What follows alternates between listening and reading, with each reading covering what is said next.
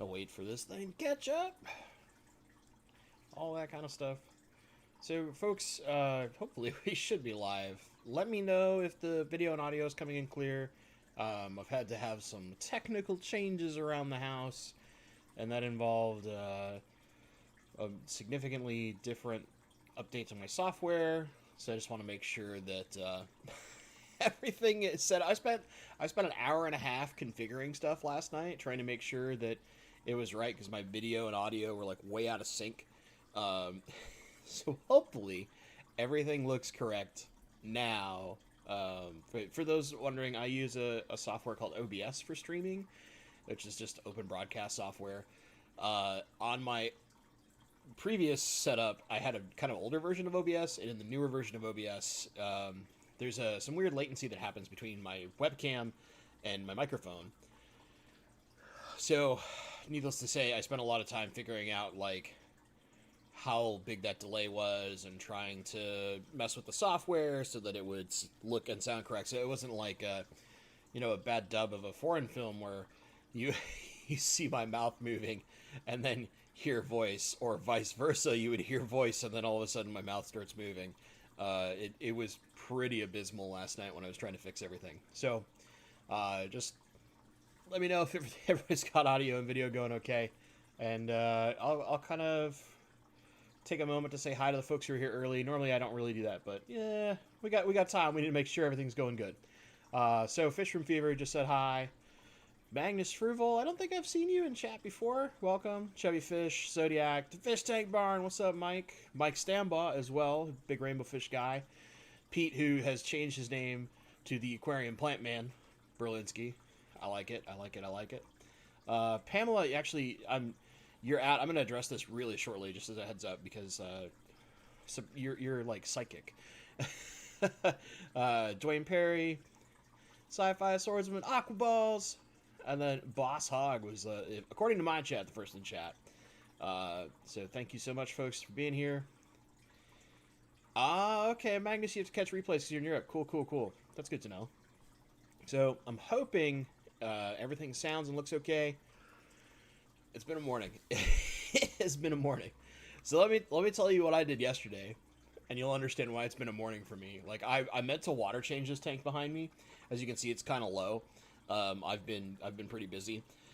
I didn't get to do that this morning because yesterday, in my infinite wisdom, while trying to clean up a mess one of the dogs made, I was trying to take that mess to the trash. And we have like one of those little X pens, those metal pens that you can set up in all sorts of different configurations to keep this particular pup, away from my desk and where my computer is. So a lot of times I'll have her out when I'm working, if I'm working from home, which lately I've had some work from home because I've been fighting bronchitis, which I'm mostly through it, so that's good. But as stepping over the gate, and I caught my other foot, the next foot to come over, on the top of the gate, and then my dog jumped, trying to like prevent me from going over the gate because she wanted attention, and I was in the middle of work, and needless to say, I then like fell forward straight on my right knee and slammed it like it was trying to attack my floor. So my knee has this like huge bruise on it. It hurt like the dickens. I had this huge like adrenaline spike and got all lightheaded, thought I was going to throw up. And for those who've had like some kind of injury where you have a huge spike of adrenaline, you know what that is. You get a little nauseous feeling, you get super lightheaded, you get a little cold sweat. It feels miserable for a few minutes. So yeah, I spent most of yesterday like icing my knee and taking all sorts of like ibuprofen as an anti-inflammatory to prevent swelling. So I'm moving a little slow. I was moving a little slow most of yesterday after that.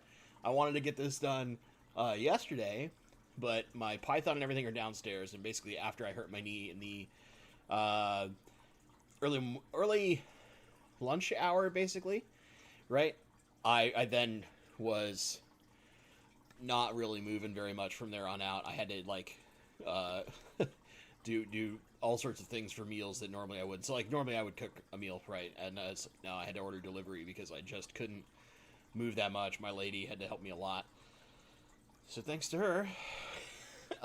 Anyway, so needless to say, this tank didn't get its water changed. So whenever I see it in chat, that's the story, and I'll just tell them to watch the early part of the stream on replay or something. I don't know. So let's dive into some fish stuff. So first, I want to go to Pamela's mention up here, and just like Pamela did, if you see the early chats at Bentley Pasco, that's gonna be the easiest way for me to pay attention to stuff. If you have questions while we're sitting here doing the stream, I'm gonna do mostly a question and answer session. There's gonna be a little bit of updates here and there about some of the stuff that's going on, but maybe a video on what meds you keep on hand and their usages. So you are like partially psychic in that I actually am filming that either today or tomorrow.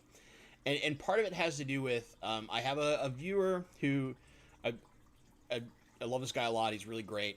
He was asking me a question about some medicines for some fish. He's having some trouble with some, but it's probably an internal parasite of some form. And he was asking, just because he's got a budget, like what would be the right approach to take? Should he look at levamisole versus a different medication? And kind of explaining what was going on with some fish he had. And a part of it is I guess almost like a rant. I hate to say rant because I'm not really a ranty person.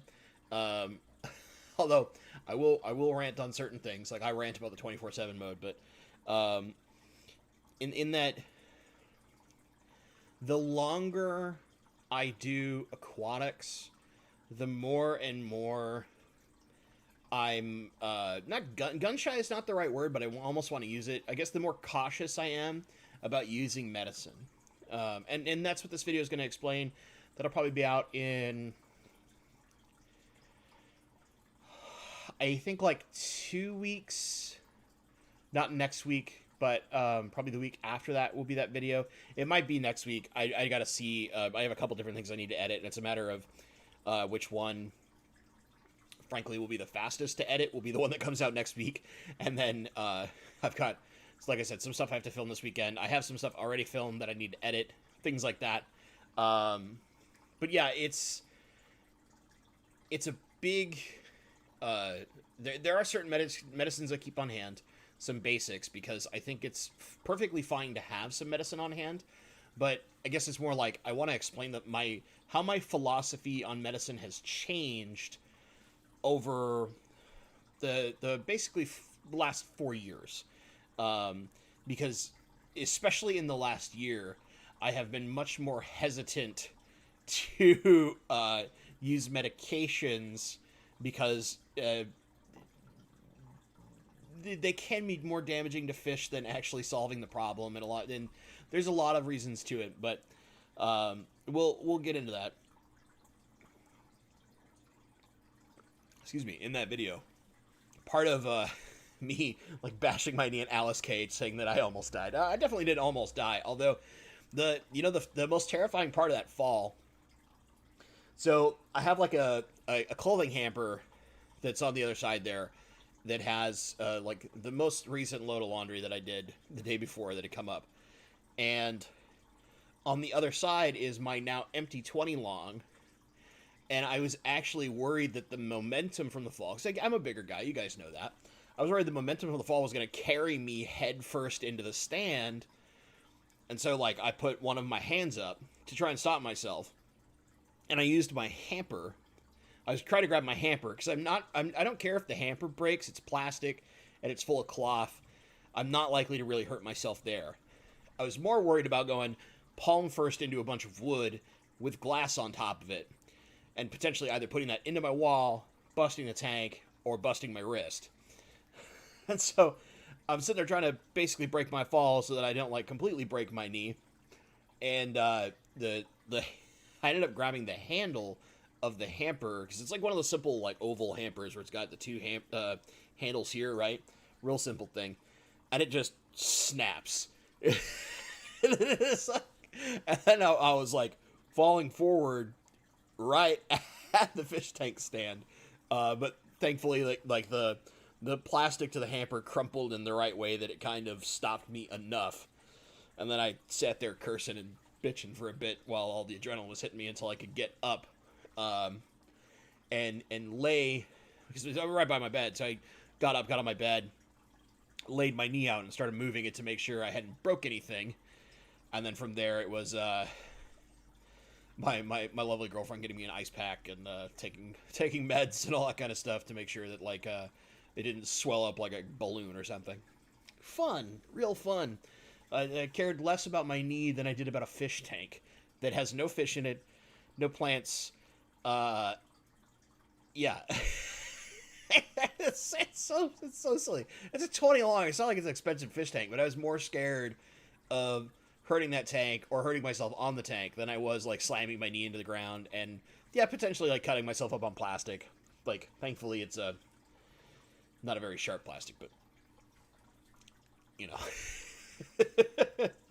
I keep looking over it because I'm replaying it in my head. It's just like I really cared less about my body than a tank I bought at $1 a gallon sale. Ah, jeez. How stupid is that, right? Anyway, so that video is coming up. That'll be a video on what meds I keep, what meds I like, what meds I don't like, because that's starting to change. There are certain medications I actually don't like using, and that might surprise some of you. And then kind of how my philosophy over time has changed about medicine, because I think it's really relevant for a lot of fish keepers out there, and it might be a different point of view than a lot of places, but I think it's a little more old school. Yeah. Oh yeah, I agree, Chevy. I definitely should be saving the adrenaline for like fair rides. They're a lot safer, but you got to get your kicks somehow in quarantine, right? God. Okay, there was one other question before I get to Brian's question, and then we'll talk a couple of, I guess, channel announcements. I'm gonna try and give people a little bit of time to show up to the stream. I know a lot of people. I know streams in general haven't had as many people lately, if I remember right. I was kind of lurking in some, but I could have swore I saw one other question. It just didn't have an at. All right, from Warren. Warren, which, by the way, Warren's an awesome dude who's here locally. He's actually recently is not correct, but recently in the number of meetings we've been able to have for the Fish Club, has joined the GSAS. Have you ever done microalgae as a tank? And what are your thoughts on them? I actually haven't done microalgaes. What I have seen is I've seen this really cool setup in saltwater from a friend of mine. So the guy that, the Guppy Mansion tank, right? That actual physical tank, the guy I bought that tank from when he was kind of downsizing the number of stuff he had in his townhome, because he really had his townhome jammed full of fish stuff, and he and his husband wanted a little more space. Frankly put. He had this really cool 40-gallon breeder that he had set up as a macroalgae tank. So he was just growing macroalgae in it like an aquascape. And macroalgae, when you let it grow out in saltwater, has a kind of grassy appearance if you get the right ones. And it was just really cool. It looked like this, a lot like how that like all Vallisnera type tank looks, where when you see fish weaving in it. And he had some simple fish in there. I think he only had like a wrasse or something. It was like real simple, right? But this like looks like all this grassy stuff, and he'd moved some of his rock and stuff so that he could make it look kind of like an aquascape, and he was kind of an aquascaper, but did it with macroalgae, and that was really, really cool to me. So I think doing a kind of algae tank could be really sweet. My girlfriend actually wants to do a tank that is basically just hardscape and blackbeard algae, because she loves the way blackbeard algae looks when it's attached to like wood. And she's seen it on wood and rock and thinks it looks really cool with that fine kind of moving hair. Which, she's like, is that a crazy thing? She's asked me this before, and I was like, well, it's not crazy. I've seen some algae tanks that use like the finer green hair algae that have that similar appearance. Rachel O'Leary, for example, has that in one of her tanks, and it looks really cool. if you can get it to establish itself right, it's very pretty looking. It has a very natural look to it. But I personally haven't messed with that. However, I think the people who can do it right, it's a really cool, unique look, because most of us are so adverse to algae that we just try to get rid of it at all costs. And sometimes when you can let algae grow in the right way, it looks incredible. So it has a far more real nature feel, as opposed to that, like, I have artificially set up my tank with all these cool, colorful plants, you know, and you get like lots of algae and just some simple green plants that are all kind of coexisting and mingling together with your rock and your wood.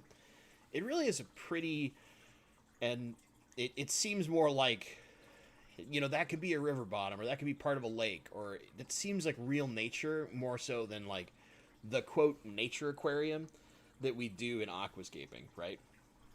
That's kind of my view on them. I haven't personally tried it, although I'd be tempted. It'd take the right set of fish.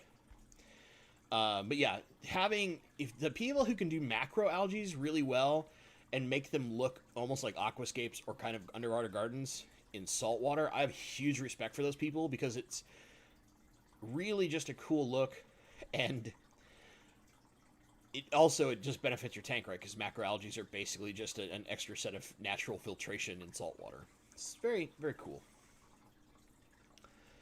Alrighty. So, Brian, any recommendations for paint that is safe in the tank? Fluval's gray connectors are bugging me. Ah, man. Yeah, Fluval's connectors really do suck. I really wish that Fluval would just make everything like black. Just make it black or green or something that blends in better. So there's the best way to do that is going to be Plastidip, which is not a paint, right? It's technically a plastic. And because Plastidip, as I recall, is technically food grade. Basically, you have to find something that is food grade. And that's really hard in paints. Even some of the like latex paints and stuff like that are definitely not very safe internally in your water system. There's a lot of risk there.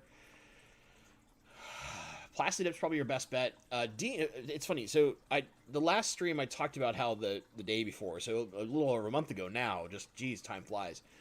Dean and I were on a phone conversation for about 3 hours. It was 3.5. Quite a while. We hadn't caught up in a bit, so we sat and talked for quite a while. And one of the things we were talking about is trying to figure out how to paint the inside walls of a tank so that you didn't need a 3D background to prevent glare on the front glass. Which, if you've been watching Aquarium Co-op, they've talked about that, and they've shown it. They've shown it in Dean's fish room, where when you have a 3D background on the back, it gets rid of the glare on the front glass, because there's technically like reflection off part of the glass in the back, even if you paint it, that then reflects forward, and blah blah blah. It causes all sorts of issues. So we were trying to figure out a solution to get that done so that we would no longer have to worry about glare in our tanks. So like I was talking to Dean, because eventually, once Human Malware is done, I intend to start working on my garage, mostly to clear it out, so that eventually I can turn it into a fish room. And it's going to take a long time and a decent chunk of money. But the big thing is I need space in my fish room, in my garage rather, so that I can set up testing lab, because I don't have space anymore in the house. That's the biggest problem. The house is out of space, mostly due to power constraints. So I'm trying to make space in my garage, but my garage is basically a giant storage unit, which sucks.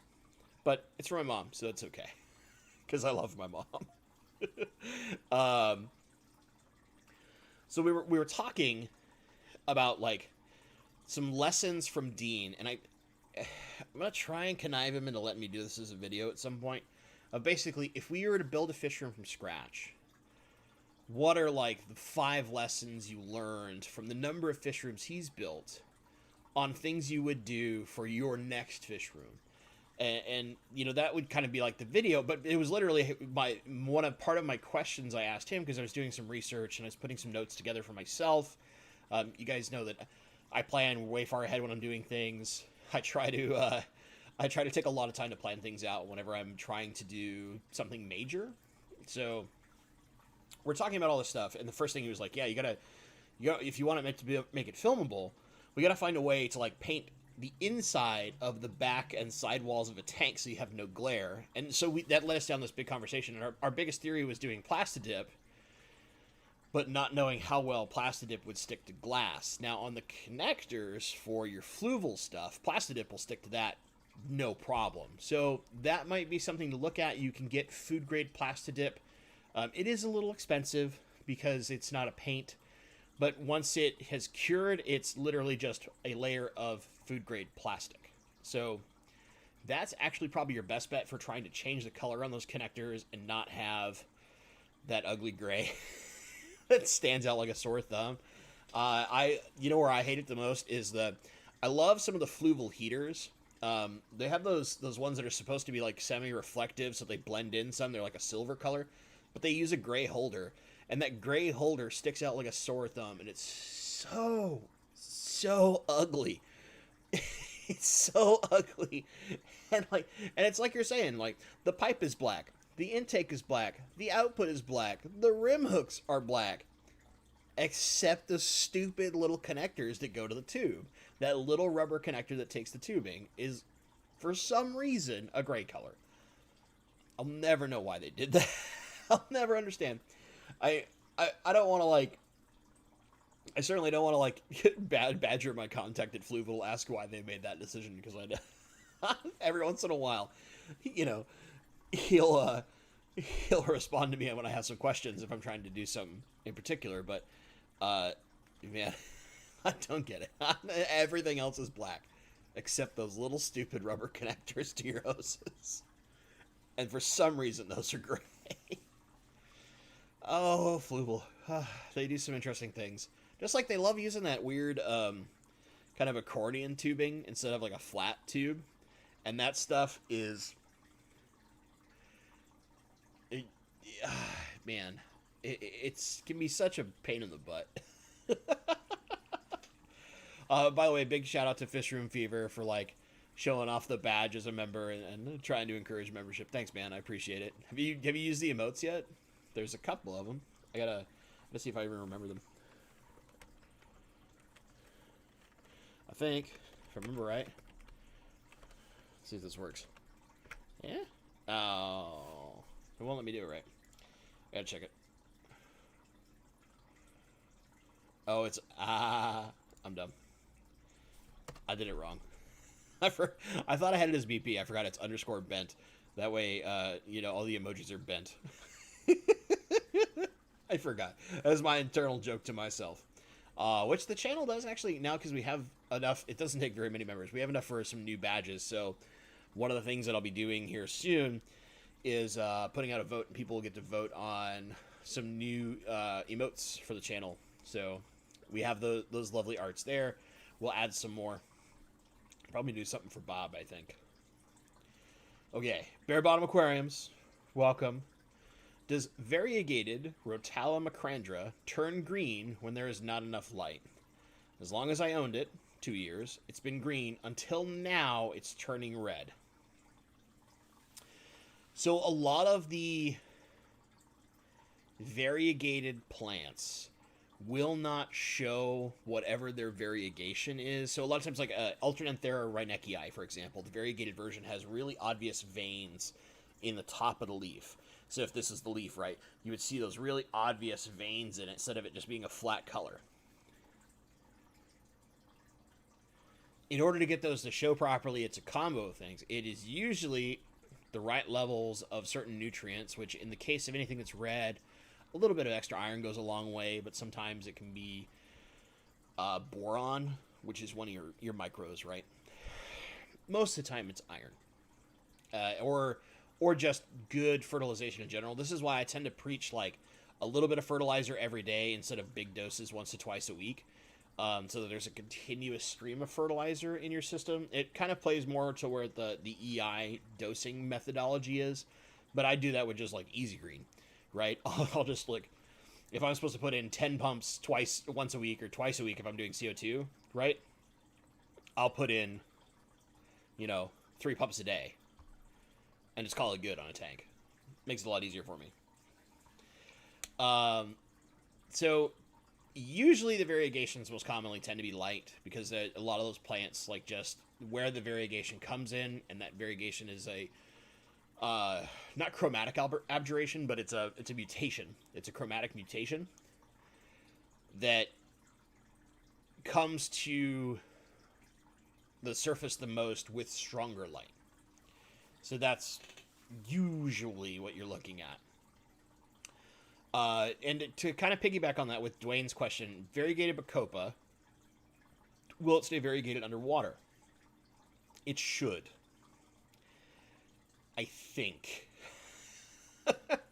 I personally have not messed with variegated Bacopa, but most of the variegated plants will show their variegation underwater, with exception to Java ferns. Most of the Java ferns that are like tricolor Java fern, for example, it only shows when it's immersed, so it's out of the water. It will show this cool mottled tricolor pattern. When it's underwater, it never shows that. But for the most part, most of our stems that are variegated, and things like the Anubiuses and even the marble boosts, all will show that underwater as long as the right conditions are met, which typically is a good amount of light, a little bit of CO2, and good nutrition. So just heads up there. That's kind of what we're looking at. I want to make sure I didn't miss... Excuse me. It's like, well, my voice decides it doesn't want to work. Probably need water. Which, as a side note, this is not actually that, but it's just, I'm using the bottle. I love these stupid, like, body armor equivalent of, they're a coconut water-based sports drink, if you will, instead of, like, Gatorade. So they use coconut water as their primary, like, electrolyte fuel, and they have a little bit of juice in them and stuff like that. They're so good. And I don't normally like coconut water, but I like it in these things. It's just a random prop to that company. Every once in a while, they're super cheap at my local grocery store. And when they are, I'll buy some because I just like them. And on, like, hot days, or if I'm working in the fish room a lot, I'll take one of these bad boys. Perfect. So perfect, because, like, if I'm in the warm room, it'll be, like, 83 degrees in there, and I'm working on stuff, and I'll be in there for, like, an hour, and I'll just come out, like I'd been gone through an intense workout, because it's so warm in there. All right. So, G-Bear is having some issues with his well water. Did a water change. With it, got green water.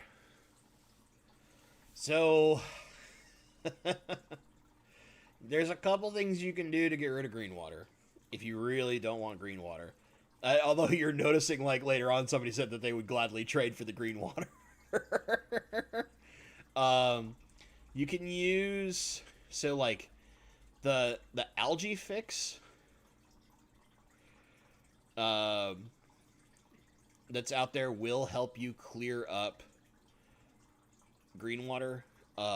Just keep in mind that you're killing off a ton of algae. The other thing you can do is sometimes some times of the year green water will be more prevalent than others. Although usually that shouldn't happen in well water. It's a little interesting. It probably just means that you have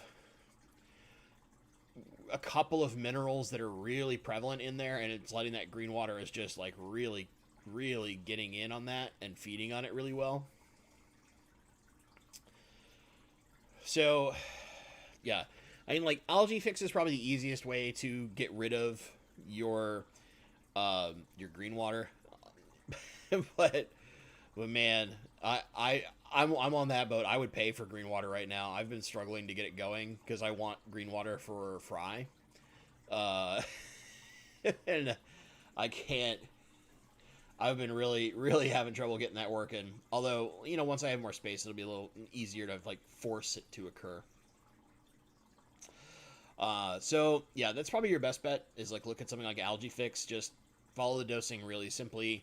Just keep in mind that like it will go away on its own, even if you're doing water changes from your well water.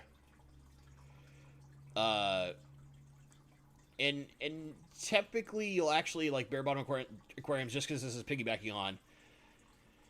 Green water will have slightly less oxygen, ever so slightly less, because and the reason why is because there's so much stuff in the water column, like a TDS level, that it can only hold so much oxygen because it's already rich with all these other things. But it's amazing for fry. So if you're trying to raise anything, like your green water is a godsend. Yeah, G-Bear, just ship it straight from the tap to people's houses.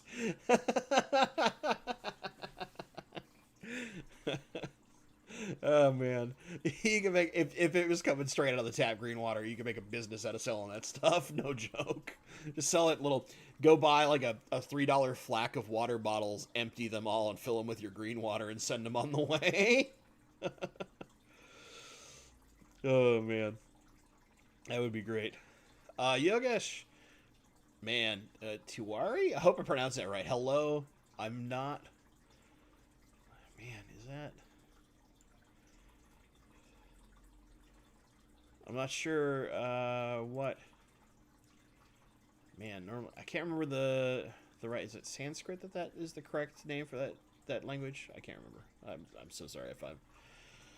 I can't remember. I always like the way it looks though. It's so pretty for that script. Anywho, welcome. So Tiffany, hello. Appreciate your videos about raising rainbow fry. They've been very helpful recently. I'm glad they're helping you out. I love rainbow fish, so if I can teach more people to get into them, perfect.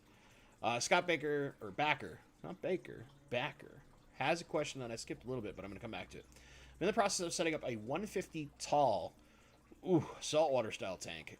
All those tall tanks like that, they're designed usually for saltwater people. I personally like my tanks long because I'm a rainbow fish nerd, but hey man, 150 gallons is 150 gallons. I would like to do a deep sand dirt base and lightly plant it. In your opinion, would a Beamswork DA be enough light? If not, what would you recommend? So, okay, let me think about this for a second. It will depend on how deep the substrate layer is. I can't remember the exact dimensions of a 150 tall, but what I would say is this. Thankfully, the Beamsworks are pretty cheap, even with some of the tariffs and stuff that have happened with the whole trade war with China stuff. So you could, in theory, get 2 of them and pump a ton of light. I think one, depending on how deep you're going, if you're going easier plants, like low demand plants like swords, Java ferns, and Nubius, one should be fine. You'll have kind of like the low end of medium light in your tank. Or like the high end of low light. But it really depends on how do I put this? How much light you want to see when you're looking at the tank. If you're not worried about it looking a little dim toward the bottom, but still being able to see stuff, yeah, I think a Beamswork should give you enough bang for your buck.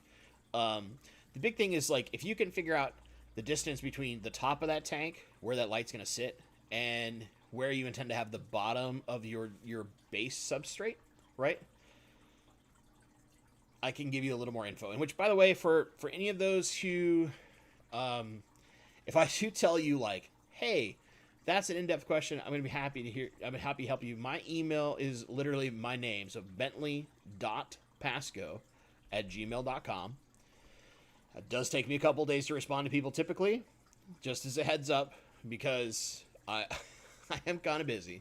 But, okay, so you got dimensions for me. So you don't need to email me. That's good news. You have dimensions for me. So we're doing 6 inches of sand, Low light plants, 32. So you're going to go 26 inches down with a DA light, not an EA.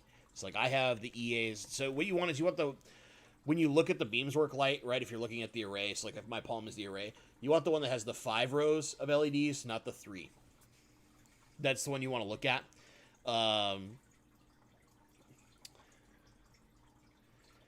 And because you're 24 inches front to back, I would honestly look at 2 of those lights because they're not very expensive. The big thing is, like, you won't cover front to back very well with one light. So, like, I even use 2 of the EAs on my my big rainbow tank downstairs, which is 24 inches tall, and it gives me pretty good medium light, and my substrate's, like, I think about 4 inches deep in that particular tank. So, you know, it's really only actually going 20 inches from tank to down there at this substrate layer. So that's kind of, if you want to go that Beamswork route, that's what I would look at. The other thing you could do is you could get a more powerful light. You could look at something like a Fluval. They're a lot more expensive, yes, but they're going to last longer. I haven't... I'm trying to think if there's anything that's got a little more oomph that's not very expensive. If you're trying to stay budget. Probably not. I mean, Beamsworks are really powerful for how cheap they are. They do dim after about the first year to year and a half a little bit, so they don't stay as powerful the whole time. But you kind of have to expect that with how inexpensive they are compared to a lot of other lights. So the short answer is, I think you can get away with 1 if you're going super low demand plants. If you're going plants that just, like, they need exposure period more than bright light period, like a sword, right? You could be okay. But if you want to get some better coverage, I would get 2, and that way you're getting that whole front to back of your tank, because you got that 24 inches to cover, and realistically they only effectively cover about a, like, 12-inch spread. Until you get deeper and deeper, and then it spreads out enough to where it'll cover everything. But, I mean, like, I have 1 Beamswork on my 90-gallon, and it covers everything. And another thing here is, like, you don't necessarily have to do Beamswork. There are a lot of people who love Night Crew or love this or love that. There are a lot of budget ones out there.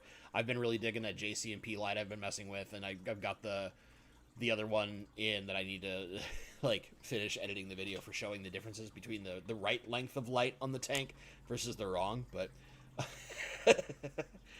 yeah, so that should cover you there.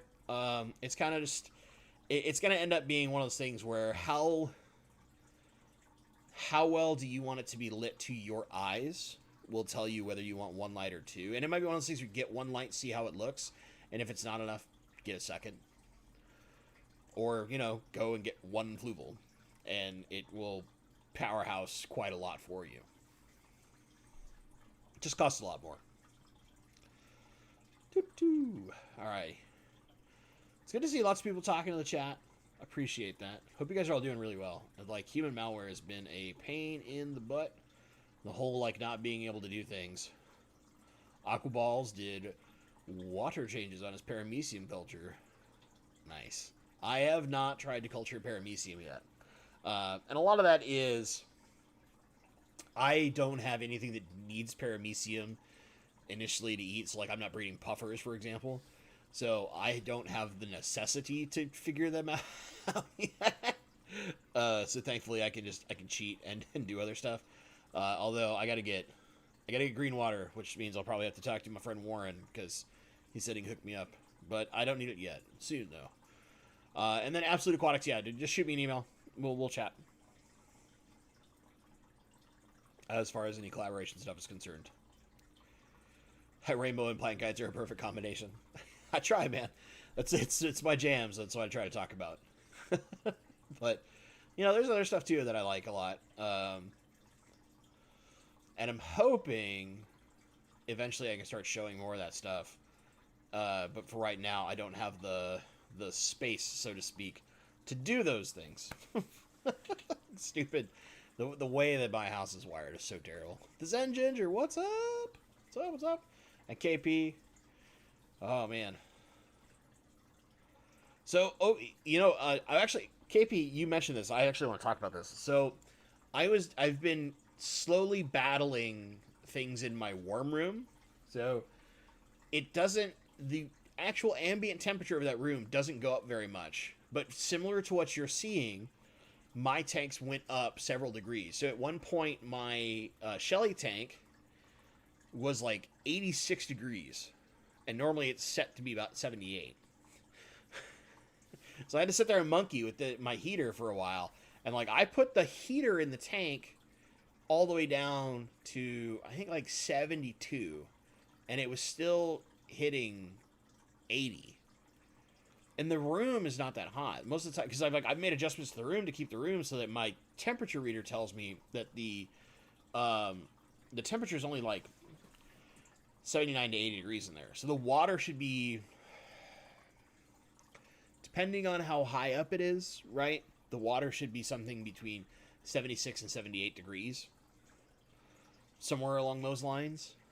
And it was still like 80, and I don't understand why. It's been a fight. I've been slowly cooling some tanks down. Like some of my rainbow tanks were like 84 and 85 degrees, which the Papua New Guinea rainbows can handle that. It's just not good long term. Sucks. Sucks. And I don't use Eheim for most of my time. I have like Eheim in like one, I think, but most of them are the Marina heaters, if you're familiar with those. Because I think at a low wattage, like 50 and 100 watt heaters, they actually make a really nice budget-friendly heater that is pretty accurate. But lately it's been kicking my butt. So that's the other reason I want to be able to do a fish room is I just heat the whole room and not worry about heaters and tanks anymore. I hate heaters. I really do.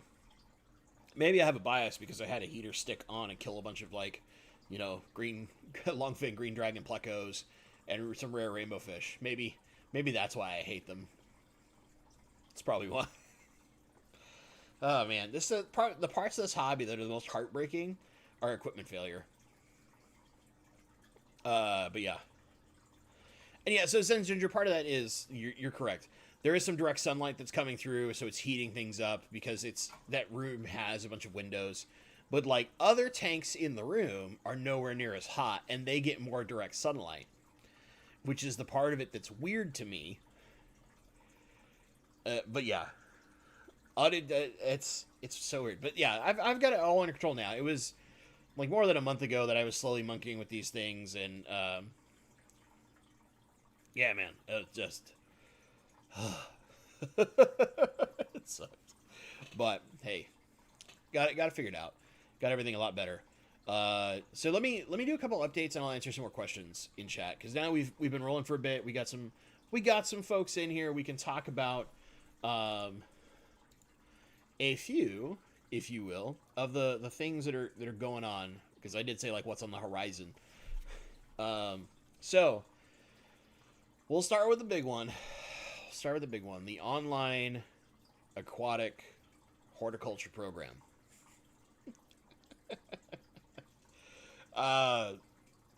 The longer Human Malware goes on, the more it is like cramping my style when it comes to trying to get stuff done. But I talked to my developer buddies, and we're working on basically getting a proper meeting set up. A bunch of us have been really busy at work, and so my initial timetable is a little delayed, and a lot of this just has to do with not being able to sit down and do things properly, because it does take a lot of us together in the same room to do some of the stuff we want to do.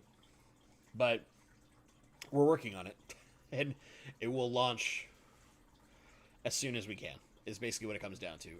I think once we can get stuff set up, which is to say sit down for our meeting, which is probably happening, I think, next weekend. I gotta check. My two developer buddies that I'm working with both have really busy schedules right now because basically every company that we work for is on like skeleton crews, and we're all the like essential members of those skeleton crews, so we're working more hours, and we're spending more time working, which sucks. But hey, we get to work, so there is the good thing there. But so that's delayed us some. However, we're pretty sure we can get the actual code work done relatively fast after we've sat down and properly planned it out so that the developers understand properly what's in my head and we can act upon that from there. So I promise you it's on its way. It's just it's the human malware has really ruined our ability to do what we want. Let me put it that way.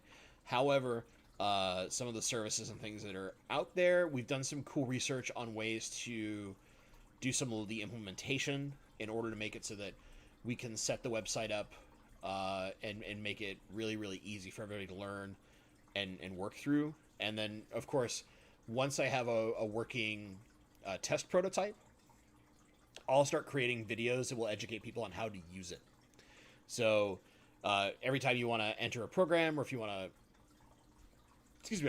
enter a plant, for example, that's going to teach you, I'll have a video that tells you like exactly how to add a plant, exactly how to do this, how your points work, how the program works. I've done some stuff on the side about the point values and how you get each like level of mastery and how you eventually get master aquatic horticulturalist. So I have all that like hashed out in some files set aside that are all uploaded on my hidden away special place. So there's that. There's that big update. The next couple things that are on the horizon. So we had a video vote, basically, of what you wanted to see first. All those videos are going to get done. But on the community tab, there was a vote for several different videos. So those are going to get worked on here shortly. Probably, I think next weekend is when I shoot those. It will depend. I have to... Here's the thing. I need to get a couple of plants in order to do the one that's like how I handle new plants. So it's kind of I have to see what my schedule lines up for heading out to the couple of fish stores that are still open because they have some limited hours. Because there's one store that I will go to buy like bundle plants as opposed to potted plants, and they're a little bit further away. So I have to plan my weekend timing out, and with me bashing my knee, I had planned to do it this weekend, but with me bashing my knee, I only move so well right now, which means I only drive so well. I drive a manual car, so I need both my legs working in order to drive properly. So there's a little delay. It'll probably be next weekend when I go pick up plants and then also film. So the same time that I pick up plants, I'll be filming stuff, and it'll be simple plants. Like I'll just go buy common stuff that you guys would find in stores, and then I'll walk you through how I handle getting new plants, what I do with them in order to get them established and set up for my tank. Which I think that video would be really cool. And then the other videos that are in that list that were voted on, which, they were all kind of close, but like a 10-point margin is pretty strong, which is, 10, or I guess 20 points technically, because it's 10% higher than the others. But those videos will all get done, so don't worry. Like, it's not like you only get one. All of those video ideas will get done. It was just which one you get to see first. So it's basically which one of these do you want to see first, because that's going to be the one I work on first. All right, so some other things. The JCMP light, I'll have the final kind of say on that coming soon. And then also this was mentioned from the Fishy Mailman. My testing with the Brightwater media, I'm actually still testing it. You might be surprised. So I've run into a couple small pitfalls. It's not the fault of Brightwater. It is the design of the Zis. Because I'm using the Zis because everybody's kind of familiar with the Zis.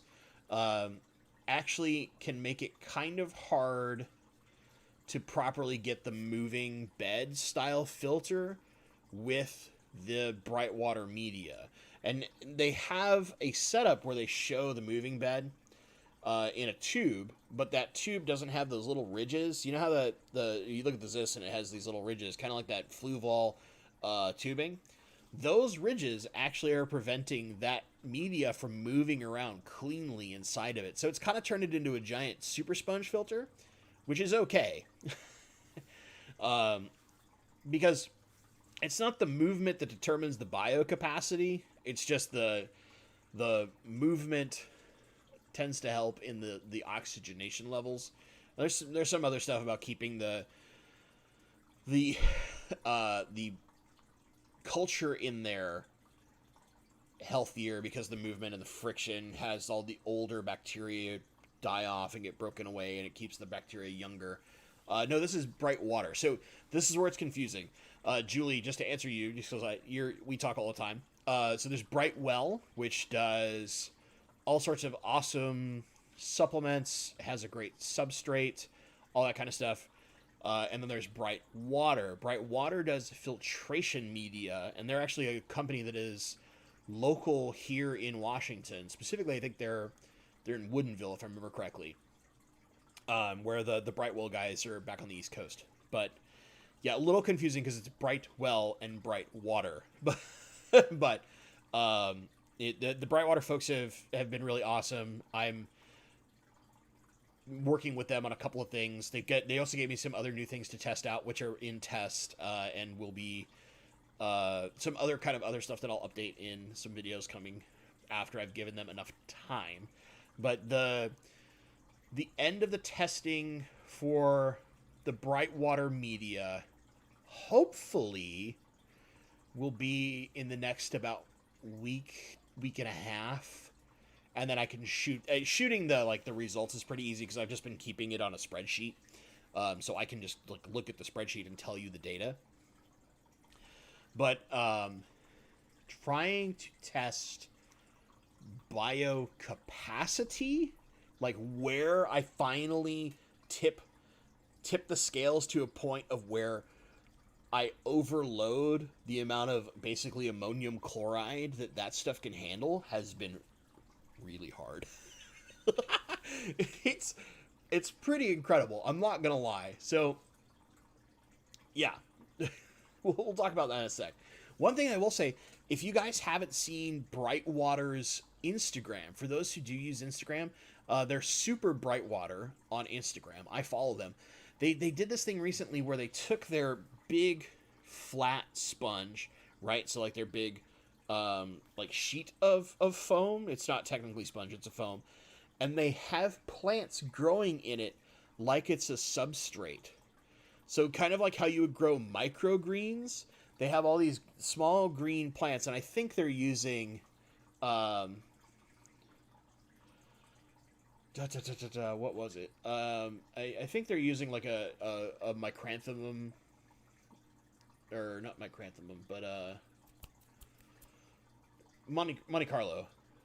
Yeah, micranthemum. Sorry, that is micranthemum. I think they're using like a Monte Carlo type species. It looks really cool because they pick up the sponge and it's just this perfect layer of plants that gives you both plant filtration and the sponge filtration all in one. And like they're showing some really cool ways that they've been like testing and monkeying around with their own products in their home tests. Really, really neat ideas. Like they've got they're doing some next level thinking, and some of the stuff they're doing of basically creating like nature filters out of their foam. It's pretty incredible. Okay, so let me add. There's a couple questions I want to get to, and then I think there's like one more announcement I can talk about a little later as we go through the stream. But it's all good stuff. It's all good stuff. I want to get some questions because I don't want to lose them too much here. Let me scroll up because I know there's some up here. All right, so that was what we're talking about, our green water. So Warren wanted to mention, just for Mr. Backer there, that the Nicrew Plus Gen 2 has been working really great for him.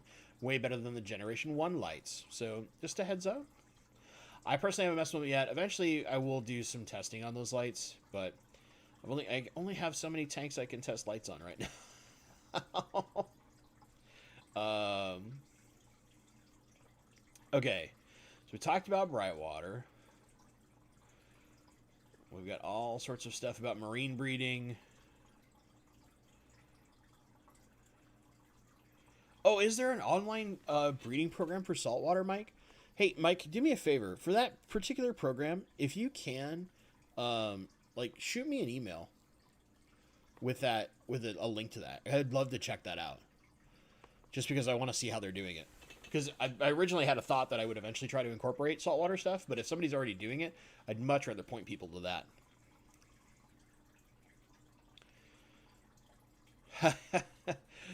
Algae XP.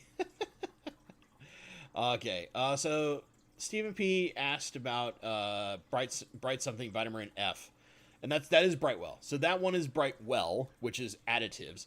They have a really great shrimp line. They have all sorts of like really awesome shrimp stuff, and then Bright Water is your filtration media.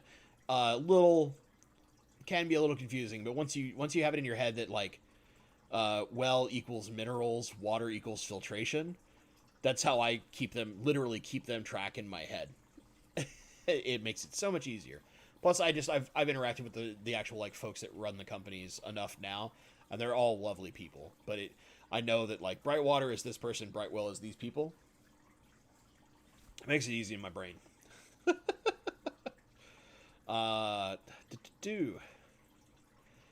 How does potassium interfere with iron absorption? So, potassium doesn't. Phosphate does. Phosphates, unless it is a chelated iron source, will actually destroy the iron. Is really what it comes down to. Sean is here. We can talk about shell dwellers. It's officially now time. Let me answer Mike's question, and then I will actually talk about Shellies for a sec, just because that is kind of an update that's important, I guess. So, what is the difference between Purigen and Chemi Blue? Would it help in a non-planted cichlid tank? So, I personally am not familiar with Chemi Blue. Purigen is basically nice carbon. Really what it comes down to. It's a really nice carbon. It's designed for superfine filtration. It is supposedly not going to interfere with your planted tank fertilizers by absorbing them like normal activated carbon would. I know a lot of people swear by Purigen, but that's just because they're using it as their ultra fine filtration to keep their water super clear. I personally think there are other ways to do it.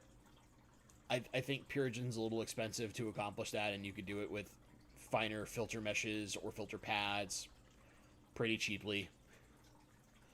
Just a personal thing. I think that things like Purigen and Seachem Matrix, for example, are way overhyped and are not as good as some people will proclaim them to be because they're a product they sell. That's my view on it. Just like I have a feeling that other medias that are out there aren't as good as they're cracked up to be, and eventually I'm going to do my best to prove it from a scientific perspective. It'll take time, but we'll get there. So we'll see. We'll do the great face-off of like filtration media at some point, and I'll like do something dumb like prove a sponge filter is better than everything. I don't know. It'll depend. We'll see, but I personally don't think Purigen is as necessary as some people like to say it is. But I know a lot of people have success with Purigen, and when they have success with something, they're going to preach that it's a great thing. It's just the way of the world. When you have something that really, really, really does well for you, you are going to inherently want to tell other people, this works well for me, you should try it. Right? That's just kind of the way things go. So let me talk shell dwellers for a sec. So I know you guys, if you've been following for a while, you know that I'm slowly trying to have my Neolamprologus multifasciatus, so multis, colony go away. I think like I'm down to about 6 members of my colony left because I've sold some off. I couldn't find anybody that wanted to take my whole colony in one go, which makes me really sad because I'd rather see the whole colony go in one go with all the stuff and make it easy. But Um, so I had one guy come recently through quarantine. He drove all the way down from Bellingham, which is like 2.5 hours away, to pick up Shelly's. And last I talked to him, like everything was going good. Everybody's looking fine. He was very happy. He bought, I think it was basically like half my colony in one shot of what was left. I had some. I was down to like I think 15 fish, and he took 5 of what was left at the time. I had like I think 11 fish in the colony, so he took 5, which was what should have been 2 males and 3 females. Just looking at them, roughly speaking. I think I gave him a 6th fish, if I remember right. But yeah, and I couldn't find someone local. This is true. I did have someone who wanted the entire colony, but they wanted me to ship them, and I could not ship. So this is true. I couldn't find somebody locally to take the whole colony. This is correct. Sean would have happily taken the rest of my colony, but I didn't want to ship fish. Yeah. This is true. So I have like 6 left, or at least we'll put it this way: every time I go to feed them, the same 6 fish come out. There might be some babies hiding somewhere. They're Shelly's. That's how they do things. But so once I can get the last of them gone, that tank will get broken down, and I will no longer have that 40 breeder sitting in that spot. So because I want to have a little more room to do some fish raising. I'm so like tight on space right now that I want to be able to raise some rainbow fish for a little bit before I can do my garage. Which, when I can do my garage, I can raise all the fish in the world, all the fish in the world, compared to what I can now. But I basically want to get away from that, because what I want to do long term is a very specific tank for Shelly's in my head. And the species of Shelly has like changed a couple times. I think I settled on it. Like, I sent a ton of questions to Sean, because he's my resident like super Shelly nerd, and we went back and forth. He was like, "Hey, do you know anybody that sells this fish?" He's like, "I actually just bought that fish, so if you're willing to wait." I was like, "Yeah, I'll wait, dude. Don't worry. I like the way they look." So I've kind of picked out the species of Shelly I want. I think there's 2 that I really like, and I guess gotta make sure that's the one I really want. But Sean happens to have a species I really want. So the goal is to take, instead of having a 40 breeder, which is kind of tall, what I actually really want to do, and I think the way I'm going to do this, because I'm a crazy person, is I'm really tempted to get a larger display tank. So larger by footprint, not by, it will be by gallons too, but basically something that's like only 12 to 16 inches tall. So it's not very tall, almost like a frag tank.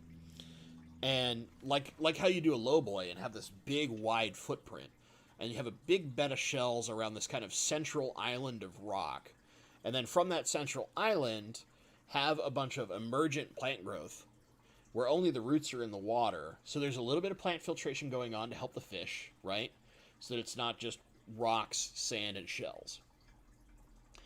And kind of have a, not like truly paludarium look, but just have this nice emergent kind of plant island, and have something like a Kessel or something above it that's shining its light down, so that you get kind of that cool shimmer, and then having the edges be fairly dim in the tank, because those fish do like less light. They don't want super bright light.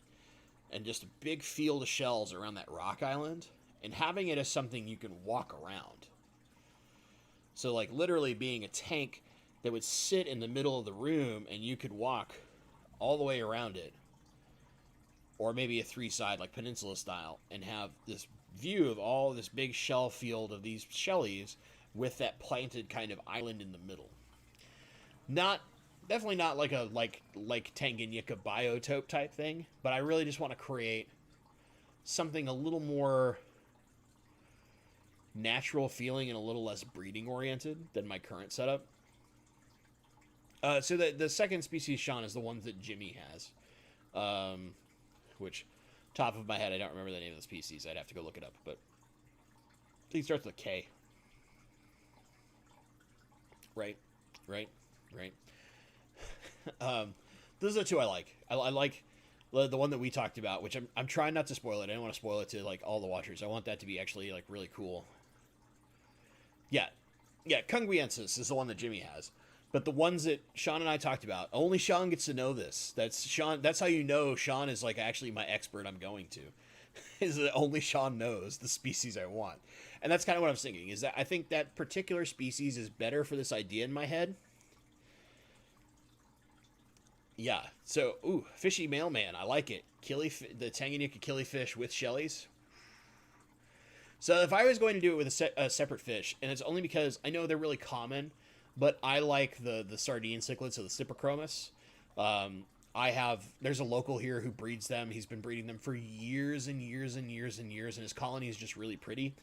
I just like the way the fish looks, but I want this to be a dedicated shelly tank, where it's only those shellies in a tank designed so that the whole thing is their thing. And a lot of it comes from, I'll just give him love. Jason from Primetime Aquatics. I love his low boy that he does his shellies in, but I kind of want to take it to that next level and have a like true plant psychopath like me set up something a little more interesting, so that not only do I get to enjoy those fish in a nice shell bed, let them have that environment that they want, that they'll be successful in, hopefully breed in, because it's not a very common shell dweller, but it's very cool looking. It's a very cool looking shell dweller.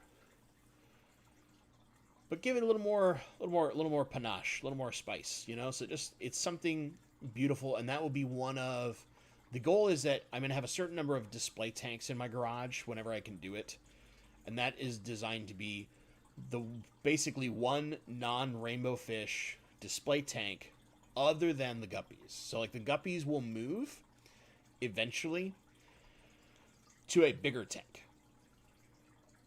Not by much. They'll go from 140 gallons to 150 gallons. But then instead of the canister filters that run on the current guppy tank, it'll be a sump. So technically it'll be like 200 gallons of water total. But the dimensions will just change a little bit. And then it'll be those two tanks will be the non-rainbow fish displays, and any other display will be rainbow fish oriented, because I love rainbow fish. This is how it's going to be. And you asked earlier. I did not forget this question. I promise. I just talk forever. For those of you who've watched for a while, you know that this is how live streams go. I go on long tangents. So somebody asked my favorite fish. And like the cheater answer to that is rainbow fish, right? Because I love rainbows. But I can be very specific, because the fish that really hooked me into coming back to this hobby as hardcore as I am is the Bozemanite rainbow fish. Specifically the Itinjo Bozemanite, so the more red-orange color, not the more yellow ones, that Gary Lang has. And there's also, he's got the Ooters, which are the super red, that have like the front is so dark blue it looks black. That's the other fish that I really like. However, the particular Bozemanite that I want, and I mean want is probably not a strong enough word, is the Chromsa, which Chromsa is a stream system in Papua, and they have a species of Bozemanite there that are very, very small compared to most Bozemanite. Most Bozemanite are like 4.5 to 5 inches. They're bigger fish for rainbows, where the Chromsas only get like 3.5 inches. You know, they stay like this big instead of getting like this, right, and being huge, because they're a stream system, so they're in faster moving waters. They need that sleeker body, but they're still super pretty. So they're the smallest of all the Bozemanite, and they come from faster flowing water, which is like something really up my alley. And plus, like stream system type setups let you kind of do some like interesting. Those types of fish tend to do better in aquascaping. They're less likely like bash their face into sticks, where lake rainbow fish aren't the smartest things in the world. They'll like spin around and slam themselves into rock and wood and snuff their noses up and get hurt. And yeah, they're pretty, but they're not. They're not that smart, man. Oh, yay. But yeah, beyond that, like, what would be my favorite fish that isn't a rainbow fish? I want to think about that for a sec. Because I have to think whether it's something I is my favorite because I target them as a something I want and have had, or whether it's something that is a little more to my childhood. I really do love angelfish, but I only keep the Leopoldis because I like the smaller angels. But the thing is, like, angelfish have been in my family since my great grandmother. So my great grandmother, who I was fortunate in a sense that a lot of my family until my mother had children very young, so I knew both my grandma and my great grandma growing up.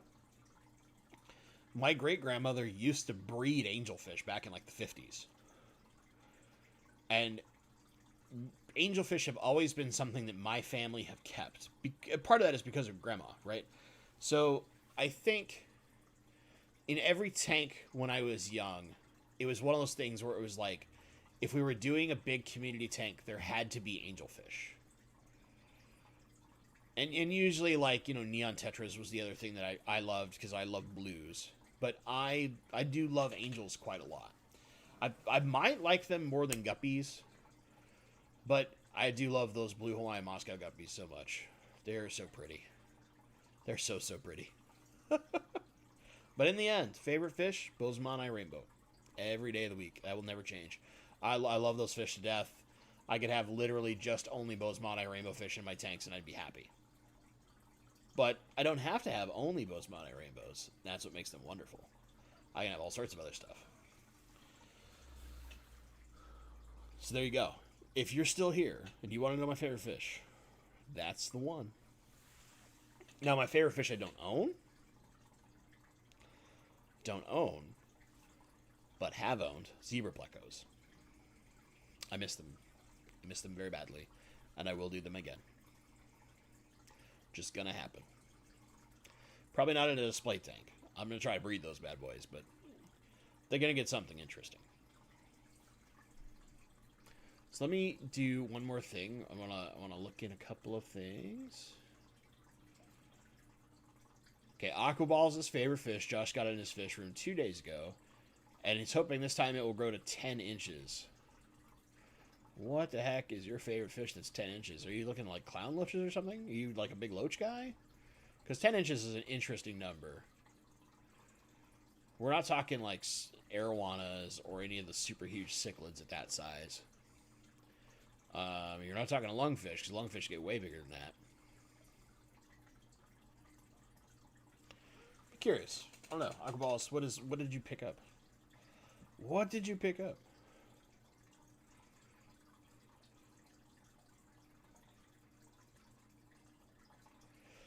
Alright.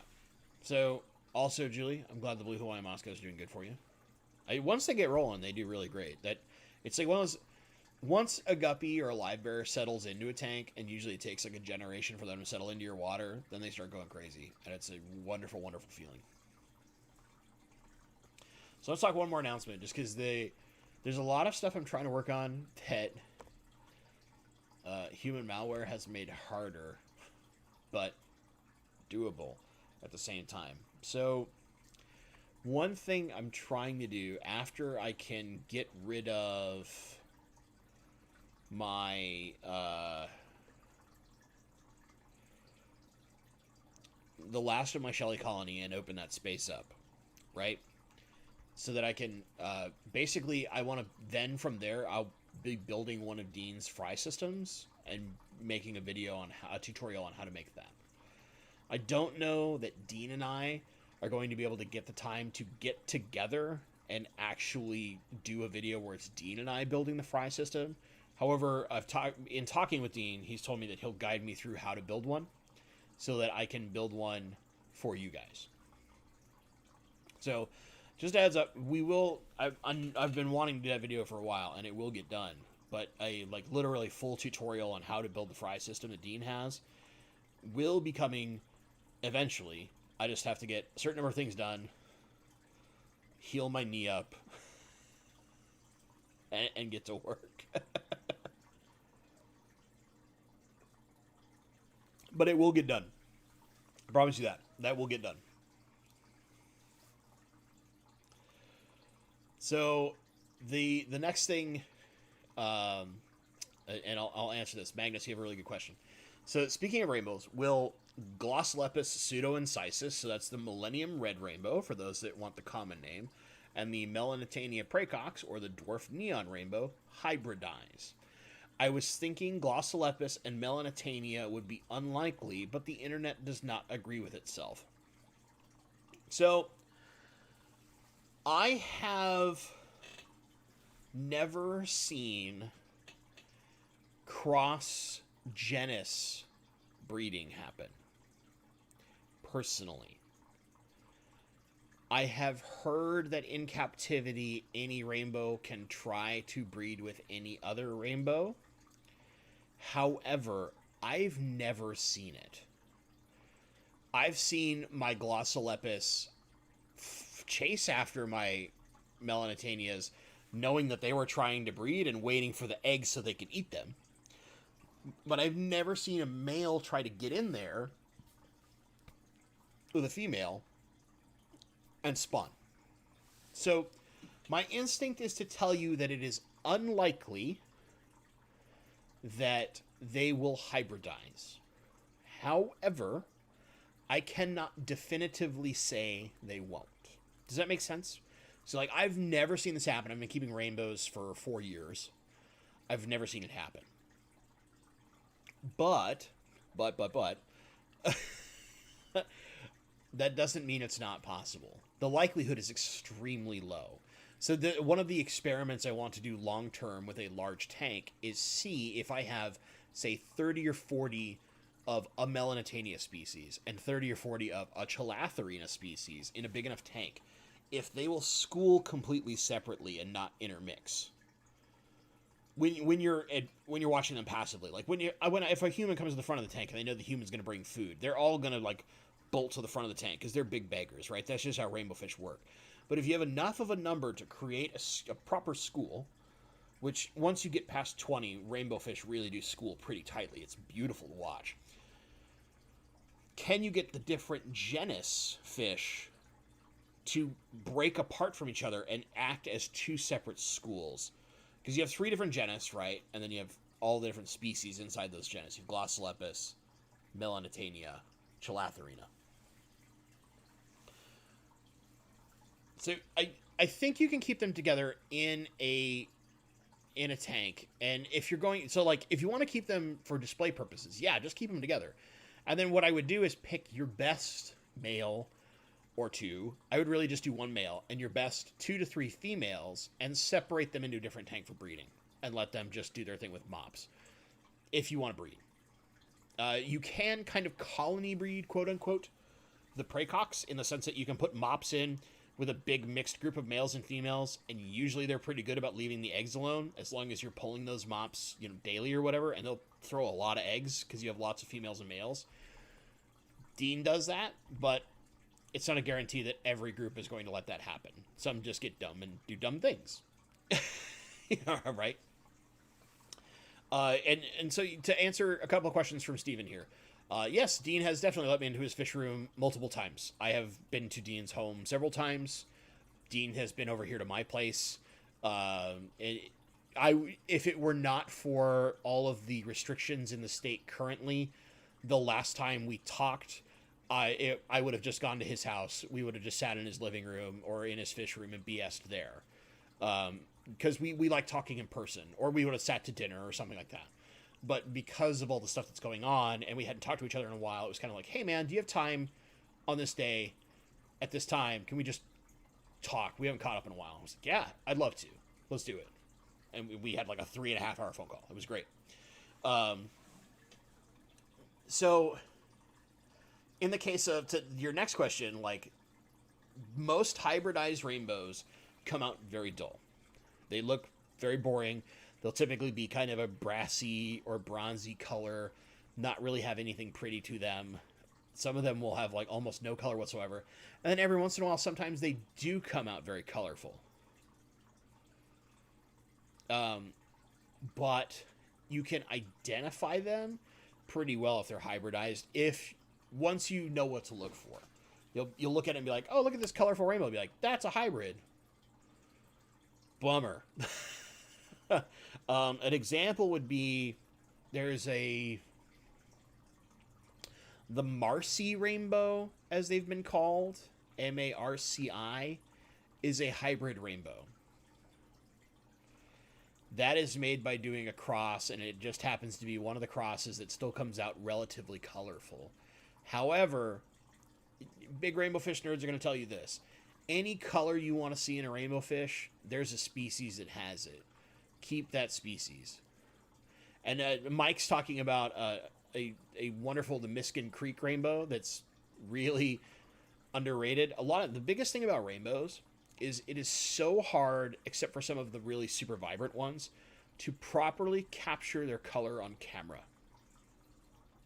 Rainbow fish, as the name would entail, can show so much color to the eye, and it's all about how they move and how their scales reflect light, or if sunlight hits them. Man, look at rainbows in true sunlight. If you ever get a tank where you're getting direct sunlight on them and see rainbows under real sunlight, it's incredible.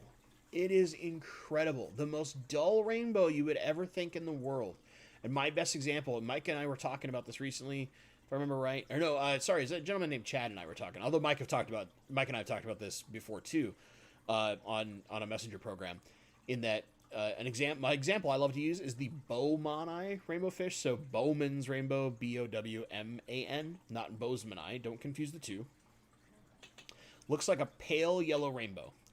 It looks more like a female Bozeman, but it has these little red pinstripes from the tail to about the middle of the body that a camera doesn't capture very well. In person, those fish are stunning. A good male is incredible, and the best part, the females have just as much color as the males. The only difference is their pinstripes aren't as vibrant red. So like the males, you have to look for these teeny tiny pinstripes between the scales. And they'll be super vibrant, and that's how you know it's a male, other than looking at the fins and some of the body shape as they get older. The females still have that same beautiful yellow, and in sunlight or in good light, oh, it's beautiful. It has all these extra little colors that reflect inside that yellow, and the human eye can see it, but on camera, you don't ever see it. I've tried to film those fish. I cannot tell you the number of times. I've tried to take good photography of them. I cannot tell you the number of times. I never can capture their color correctly. When I look at them with my eyes, they're one of the fish that I appreciate the most out of all the fish I own, and I think part of it is because I know that the only way to really see how beautiful they are is to be there right in person with that fish. And it's crazy because I want other people to, I want to be able to preach that to the mountaintops about how cool this fish is and why it should be more prevalent in our hobby. But you show someone a picture, and unless somebody's like doctored the heck out of the color, it doesn't look good. It just looks like, it's just kind of pale yellow. It looks like a female Bozeman.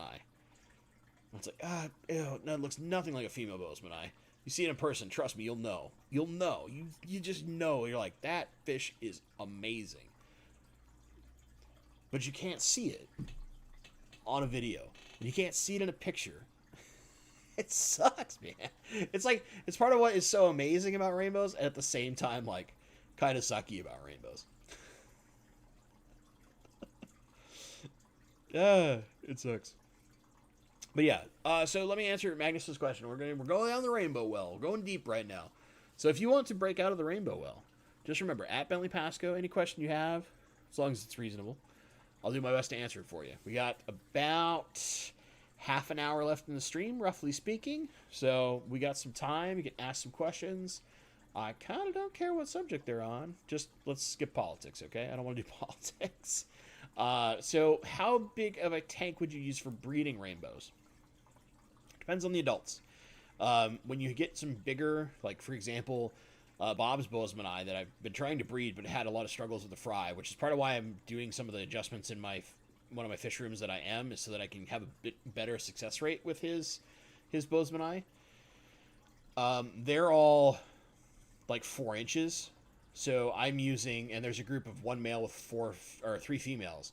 I've been using a 40 breeder for them, which is probably a little overkill. I think you could get away with like a 29 gallon. If they're smaller, if your fish are only say like 2.5 to 3 inches, easily just a 20 tall. And Gary, for example, Gary Lang uses 20 talls as his breeding tanks for a lot of his big rainbows, even like 4 and 5 inch Bozeman, because he'll only keep 1 male and 2 females together. And those 3 fish will do okay as long as it's just them, a sponge filter, and their spawning mop, and, you know, good water changes and all that kind of stuff. Just make sure, like, you only have one piece of glass that's see-through and black out everything else, and you'll have good success breeding them like that. Like a 20 tall is really all you need. If you want to give them a little extra room, you can look at something like a 40 breeder. I use a 40 breeder just because I keep a lot of 40 breeders. But long term, whenever I can do my garage, I'll probably have small breeding groups in 20 talls. Just because it's more space efficient. Which, oh man, there was a question about racking and space efficiency earlier. I'm going to try and find that, if you guys don't mind, and then I'll answer that other question from Miss Deshawn. Forgive me as I stare into the nether here of chat. And there's also a question about the fluvels. I can't really push on Fluval to like put out an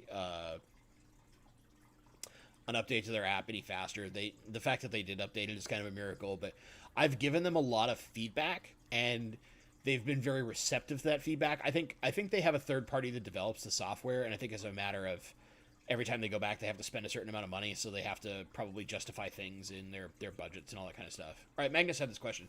He's got an empty corner in a guest room where he wants to put a rack for project in quarantine. Any tips for an efficient use of space? It's about 3.3 feet by 2 feet.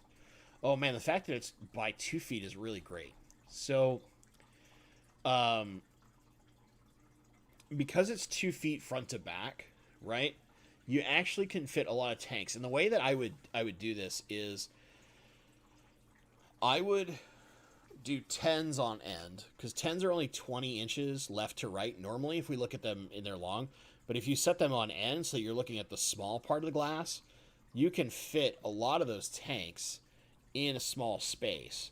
And so if you're looking at a like breeding setup or a fry raising setup, something like that, you can fit a lot of 10s on a couple of racks, and then have your quarantine as like your lowest rack or your highest rack, however you want to do this.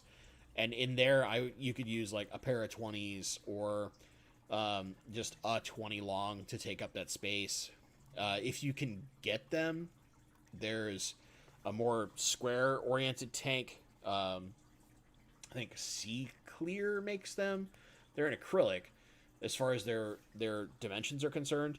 And they're like 30 gallons, but they're kind of a big, almost cube. And you can get them to where they're 2 foot by 2 foot.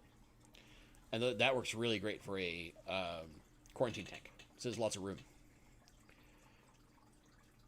So just that's one of the things that I would look at as far as like doing that rack. You can fit a lot of 10s, or if you just do nothing but 10s, just fit a ton of 10s in there. Just keep in mind, you can run all those 10s from one powerful air pump and some other stuff. And yeah, and there's also that rack that KG Tropicals built pretty recently that is pretty well designed.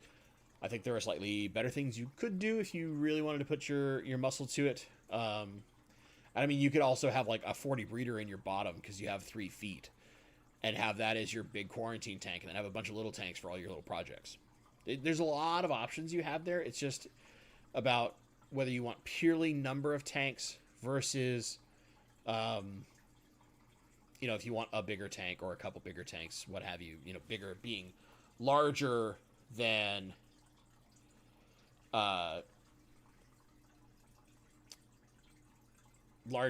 the the necessity you have, because you might not need that much.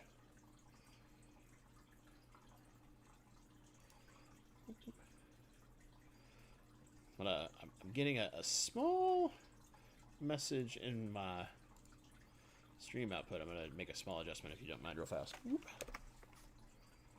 Just doing some stream fixes just in case some buffering nonsense happens.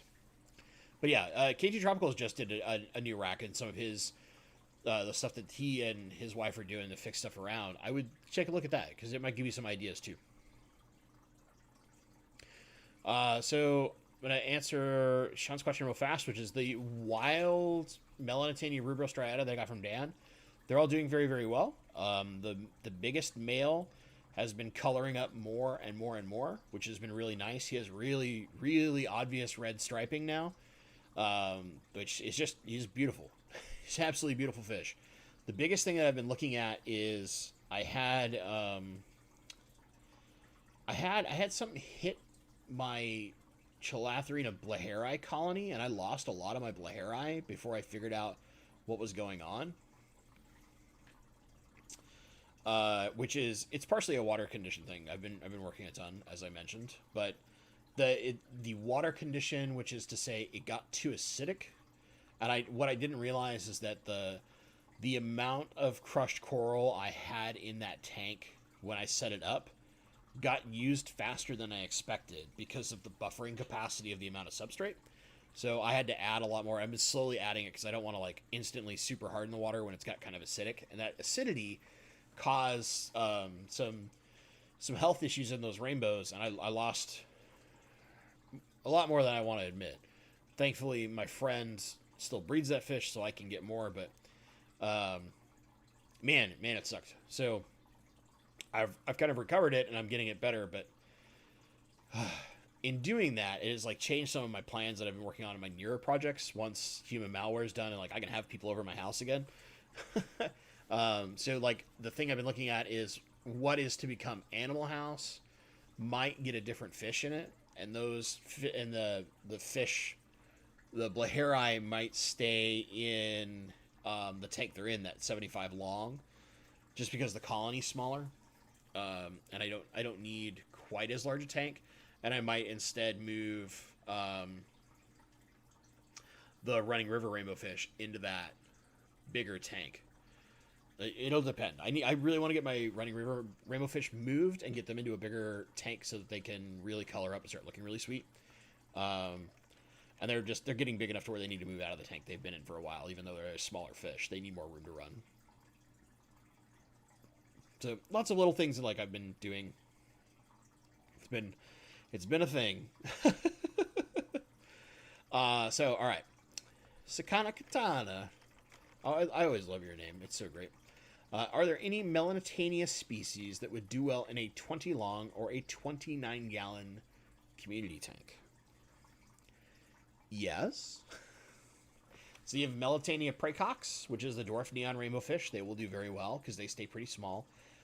There's a couple of rainbows that are a little newer to the hobby in general, like the Melanitania iwer.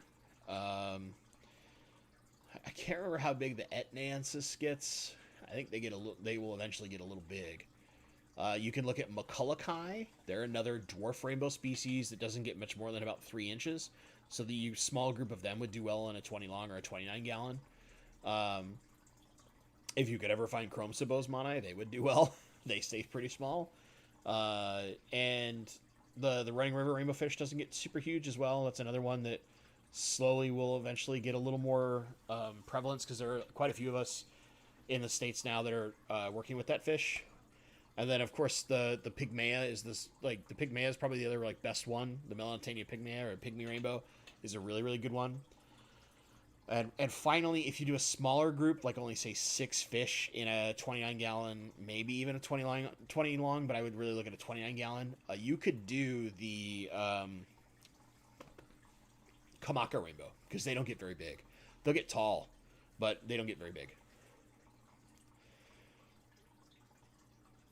Yeah, Macroalgae are a great little fish. I love them. And they're, depending on the catch location, they have different color fins. So like Skull Creek will have a different color than a lot of the other ones. For example, Skull Creek, if I remember right, are yellow finned, where a lot of the other ones tend to have a like orangish red fin color. And Magnus, yeah, I think it's the easy DIY racks. It's something that he did relatively recently. Sadly, I don't have my like moderator extraordinaire Candy in chat to like give me links, but let me see if I can find it for you. I'll just go over to his channel real fast. Give me a moment, and I'll pull the exact video up for you.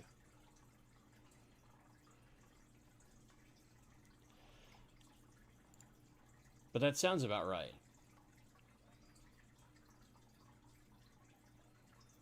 Yeah. It's the easy DIYs. So here's the KG Tropicals link, just so you have that. It's a really good reference. And yeah, all the Radnocentris is another one. So like Radnocentris is a very different rainbow that falls outside of the normal big three, but they're a great small rainbow fish. The most common one really in the States right now is the Ceres Creek, which is Radnocentris ornatus. We just call them rads, and it's they're called rads like this, but it's actually spelled, and I'm gonna put it in chat for you, like that. So it's with an H, because Radnocentris is with an H, but they're a really, really cool fish if you can find them. The problem is a lot of them you have to find a local breeder for those fish because they're not really sold in stores. But very, very, very, very pretty. And you might occasionally see the wet spot tropical fish have rads because I think some of the places they source from will give them rads every once in a while. Whew. But yeah. What was it again? There's one other thing I was looking at here.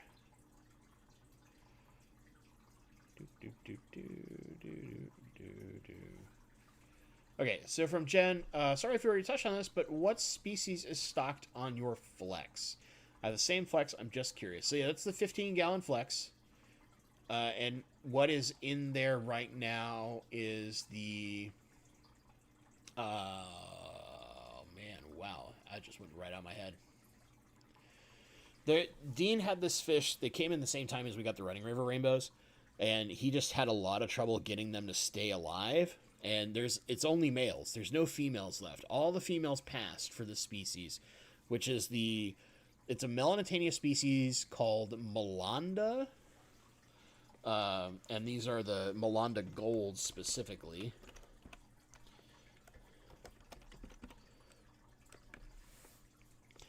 This is one of the species that the group that did the Running River Rainbow Project, so the Rainbow Conservation Fund that's down in Australia, this is a fish that they've been working on most recently saving because something similar to what happened with the Running River happened there, and those fish were starting to hybridize in the wild. So this is some of the few eggs that basically got sent outside of Australia, and Gary Lang has some of them from helping those scientists basically breed extra fish and spread them throughout the hobby in order to make sure that they aren't lost. So that's what this particular fish is. Now I think it's impossible to get them because they're under protection from Australia itself because it's effectively an endangered species. Although it doesn't have any IUCN red flags or anything like that, but because they know the Conservation Fund and that particular project is working on it so hard, it's you no longer can export that fish. They're not allowed to leave the country because they're under such like critical preservation. There's something like I think 1,000 of the fish left alive. It's yeah. There's not very many of them, but unfortunately, because none of the females survived, I can't breed them. So I'm just basically I offer it to Dean because Dean needed to make space. It's like, hey man, they're a small fish. They don't get very big. I can put them in my flex, and they'd be happy in there because it's a little extra flow. Like I definitely have to water change them. You see, like the flow that comes out of that's pretty good, and they're a stream fish, so they like that stuff. Yeah, but there are rainbows you can keep in 15 gallons. There are others. Seriously, like Radnocentris, which Dwayne almost has it perfect.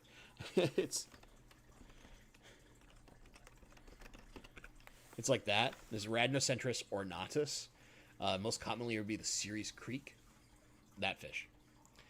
If you happen to be in the Seattle area, I can put you in touch with the person who breeds them the most, and he has a good number of fry available pretty regularly with that fish.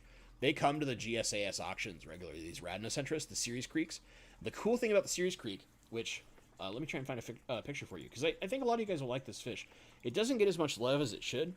The first time that it went to sale in a club auction, nobody wanted to buy them. Oh, you're in Vancouver. Yeah, you just dropped down.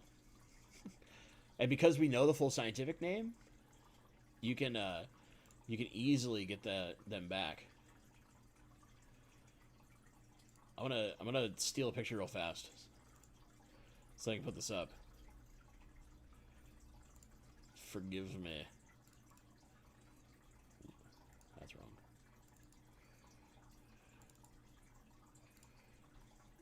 I got a monkey. So like I normally have this way easier to do. But as I said, I had to basically create a whole new thing. And because I had to do a whole new thing on my computer, all of everything I had saved before is gone. So we're gonna do this the hard way. Put this guy over here. Okay, so this is a Rhamnocentris ornatus. Just so you guys can see this lovely, lovely fish.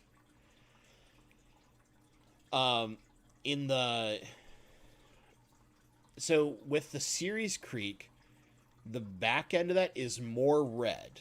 This is a different particular fish. This one has more orange. They're more red, or they stay more blue. The males can be both in the Ceres Creek, which is really, really cool. But they still have that blue up front. It's a gorgeous little fish. They don't get more than about 2.5 inches. They're long and thin, kind of torpedo-like.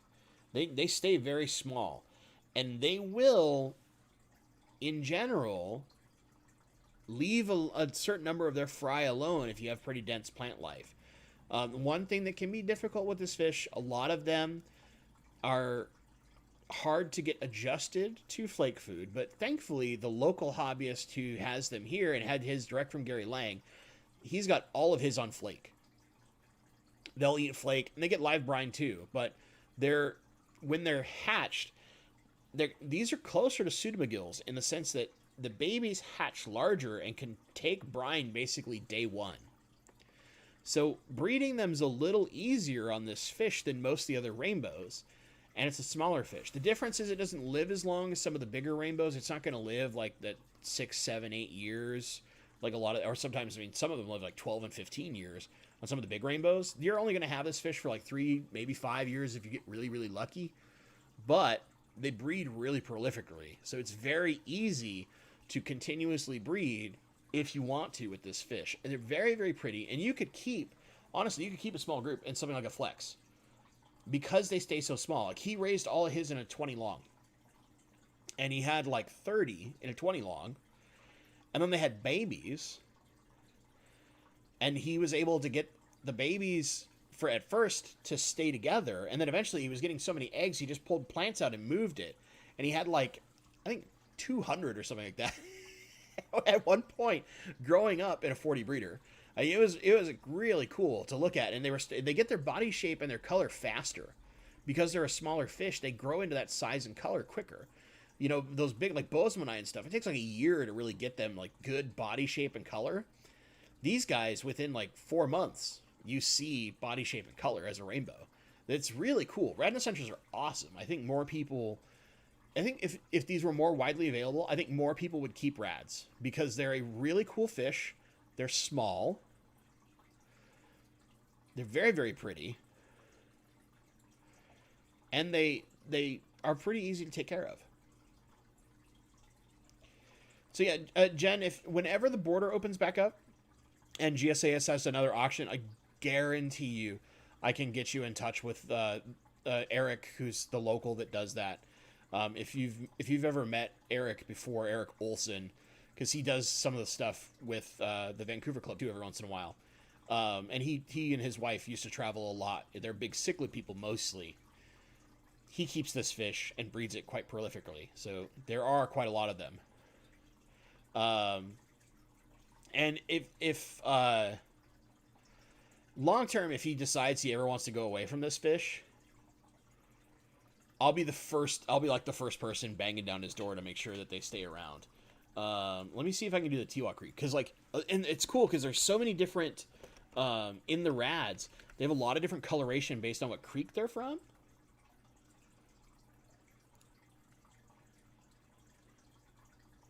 Let's see if I find the Tiwa Creeks. They're really cool. I've seen the Tiwa Creeks, so I just want to find them. You forgive me, I have to go to Aquabid for this, and Aquabid's a little slow, but man, like so many of these, there's some rads like it's been described that are just like red and black with a silver front. I mean, they look extraordinary.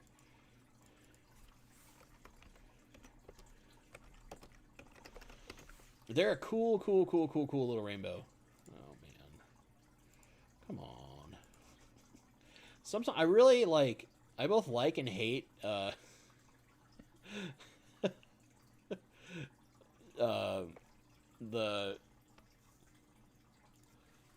Aquabid site, because sometimes it is really effective and sometimes it's really terrible.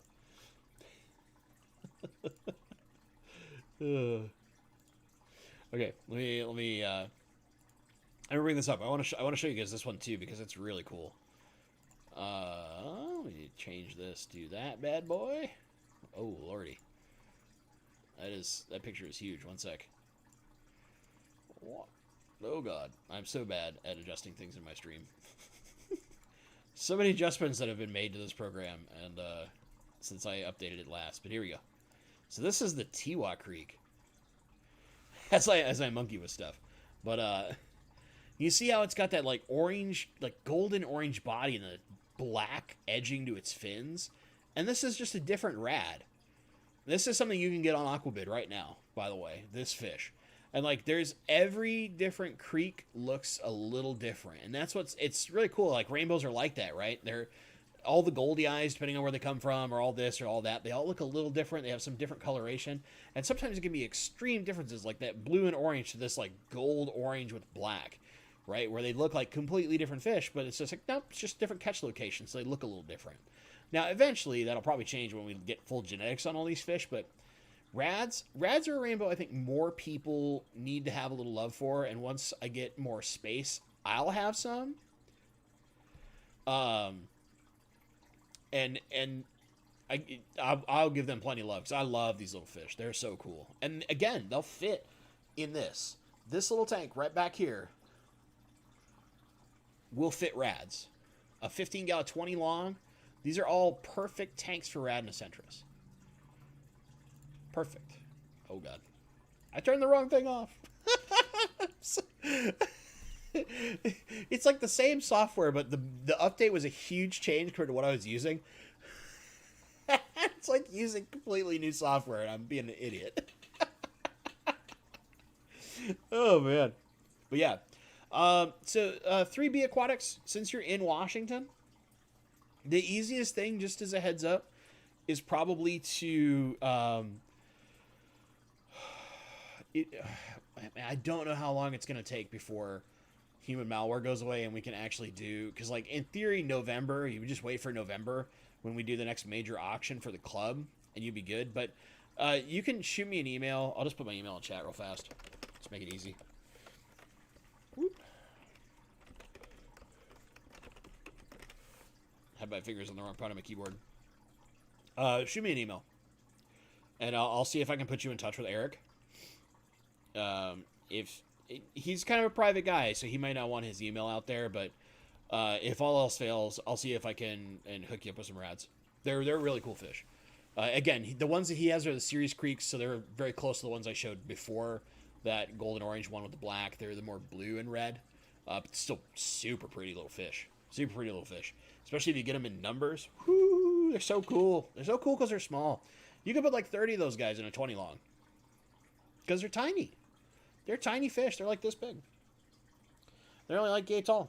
There's long little torpedo fish. But they have all this beautiful color. They're active. They're really active little rainbow fish.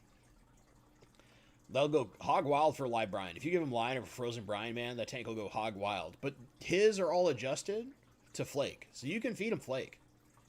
It's pretty dope. Pretty dope little fish. This is bad. You got me looking at 90s eBay. I mean Aquabid. It really is like 90s eBay. It's so bad.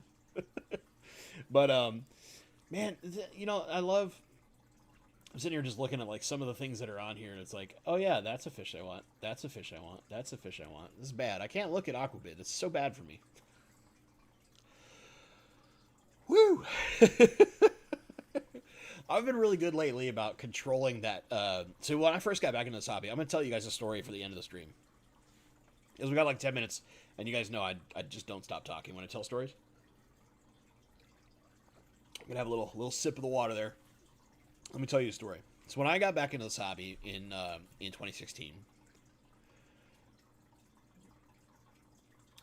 and I got into rainbow fish, I knew I was going to get back into fish, and I was pretty certain I was going to go back to doing small schoolers like tetras and danios and all that stuff, because that's what I grew up on. And then it's some angelfish. Or I told myself, you know, I want to try discus, because discus was so hard to do when I was a kid in the 80s. In Seattle, it was easier, but it was like, I was saying, you needed really good filtration, you needed this, you needed that. They're just such a finicky fish. And I like wild discus. I want to be very clear. The heavily cultivated color discus, like pigeon bloods and all that, yeah, they're super pretty. But I love wild discus. So like the discus that Dean has, perfect. Those are literally what I want. Like that kind of discus. That's what I had in my head. Then I saw a tour of Gary Lang's fish room. And I didn't care about discus at all anymore. I didn't care. I was like, discus suck. It's like, I was like, look at these things, man. Look at it. They're a peaceful fish in general. They're schoolers. And you can get any color you'd ever dreamed of. You can only really get like 4 colors in discus. The rainbows are called the rainbows for a reason. You can get a rainbow color out of them bad boys. So I had this like horrible inclination where every time I saw a rainbow that I really liked, I had to have it. I just had to have it. So like I went full on collectoritis. Like I want to breed rainbows, right? I had it in my head I wanted to breed them. And I know that they're not they're not a fish you'd breed for profit. Because it really takes 9 months to a year to raise a fish to a sellable colored size to where they look really good. And before that, they look like a silver minnow, and it's hard for fish stores to sell them. So it's hard to justify getting an amount of money more than like $4 a fish or something like that as the seller. Oh, great. Pamela, I'm glad to know that you are raising up reds from Ceres Creek. Such a good fish. So, here's the thing, right? I end up collectoritising to where I know that Gary Lang is coming to my club. I know this 9 months ahead of time. And keep in mind, when I got back into fish, I was unemployed.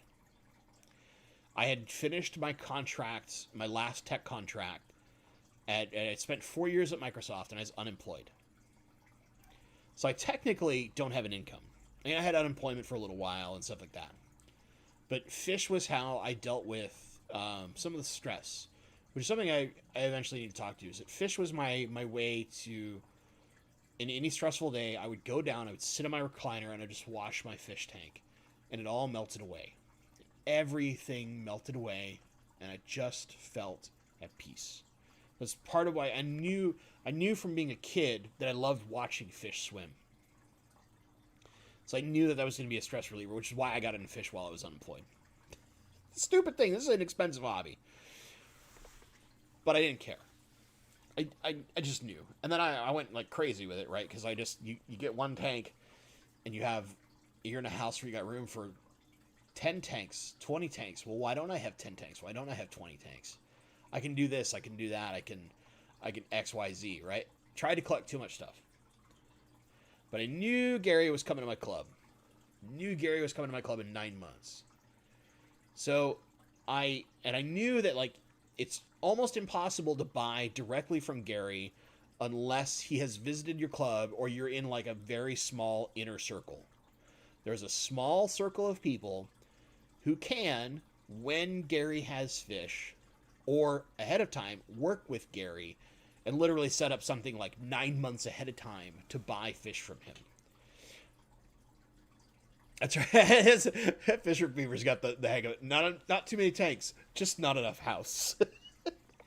So I'm sitting there and I'm planning. I planned for 9 months, people. I made space in tanks. I scraped up money while I was unemployed for 9 months. And I'd had a small contract gig in the middle of my unemployment, but I didn't get back to like a good position where I was comfortable for a while until after all this.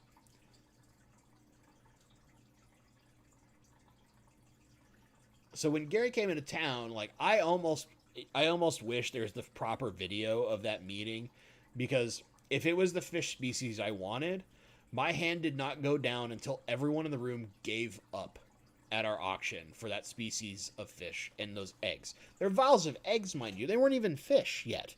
They're just vials of eggs. I brought home...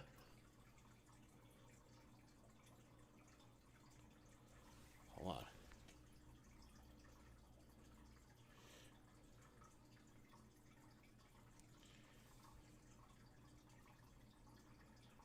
Eight species of rainbow that night. I had to recount them, and I lost some of them. I had some of the eggs fungus up, and I never got fish out of them, or I only got 1 to 2 fish. And then I have like the running rivers, where I got this beautiful group of like 30 fish, and they're still going great today. I brought home 8 species of rainbows that night in eggs. That is how like collectoritis-y insane I was. Because I knew I wanted those fish. And by doing that, I had instantly cut off like almost all the breeding space in my house. But I knew to raise these fish to good breeding size, it would take a year. So in my head, it was like, well, I got a year to figure stuff out and make space. And then I can breed a couple of the species. And then I'll just rotate them because they'll live a while. So it's like I can spend 1 year raising some of them and the next year raising some others. Nowadays, I am way more controlled. So much more controlled because I know my space and I know I can only do so much. And you learn this horrible lesson when you bring in 8 species rainbows in all egg form at the same time. When something goes wrong, it feels miserable. Because you kind of know that you might not be able to stop the dominoes falling in that, because you need to give enough attention to the other 7 species to make sure that they're okay. Because you only have so much space and so much time. And that feeling, because I lost all my maculosis rainbows in like 2.5 days. They were all about 2 weeks old, and I lost every single one of them in 2.5 days. And it felt so miserable. I remember this. I've been thinking about it because it was one of the 2 fish I wanted the most out of all the fish that came through was the maculosis.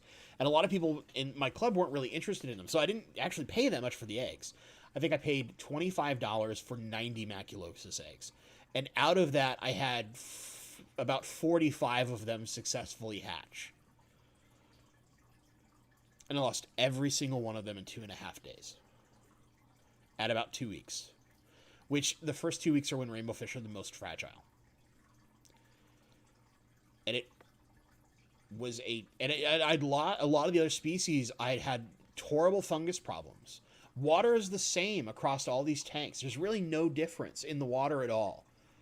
And like in this tank, all the Uter Bosmani I bought, all but 2 eggs fungused. I didn't have any fungus issues with running river rainbow eggs. They were like the bulletproof fish, which thank God, because they're the one I wanted the most. They were the rarest of all the fish I got in that group, and they were the one that I was really chasing, because if you've watched that running river rainbow story that I've linked a couple of times, the work those scientists did is incredible on almost no money. And so the opportunity to be one of those hobbyists who gets to be that cornerstone of helping make sure that fish survives was something I cherished. And I still do. Which is part of why I'm changing some of my plans with them. So I lost those maculosis, and that triggered something in my head. If I'm going to bring in fish like that again, I can't bring in more than 1 or 2 species. I need to be hyper-focused on them. And it changed the way that I perceived part of my fish keeping. Because I've had lots of success before then, dealing with lots of different fish all at once. But that feeling was like earth-shattering. And then it wasn't terribly long after that, in the grand scheme of things. It was 6 months later when I lost all of my zebra plecos. I lost 9 adult zebra plecos.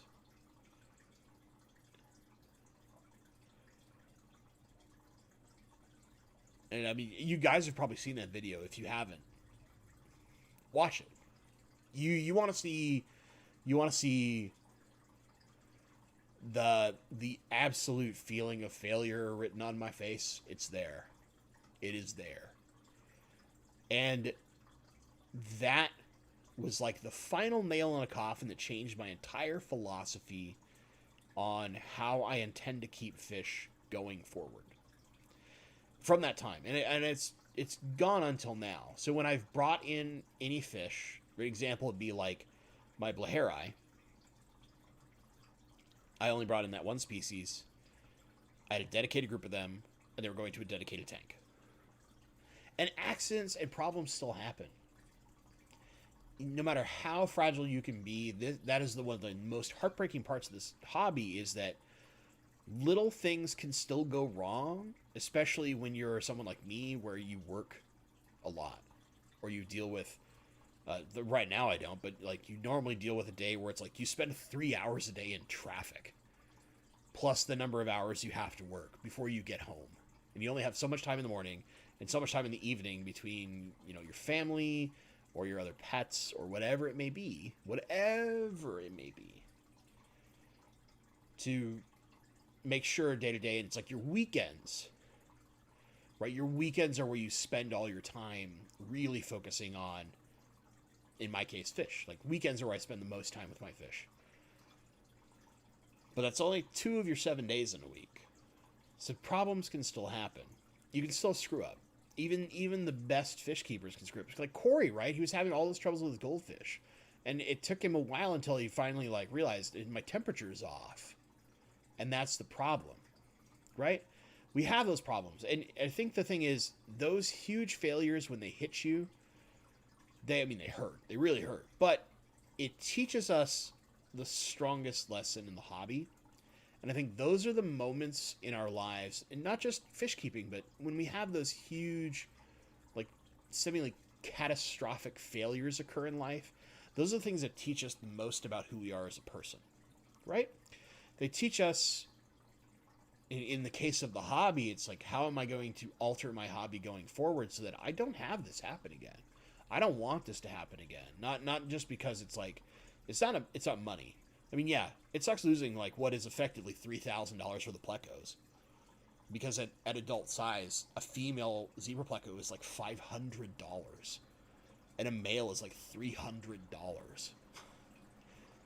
it is a chunk of change. Sorry, my filter decided to go real crazy on me. But that's not the stuff that hurts.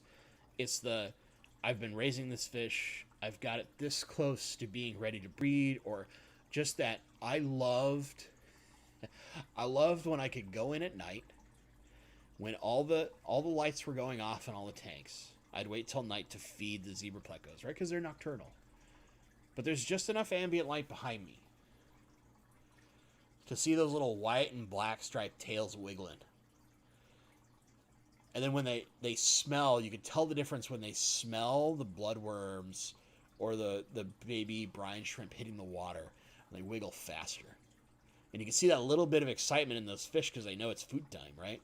And it's just that those little dumb moments are what make it for me in this hobby, right? They seem so insignificant, but those little joys are such an impactful thing. So when you have a mistake, it's soul crushing, right? It just can destroy you.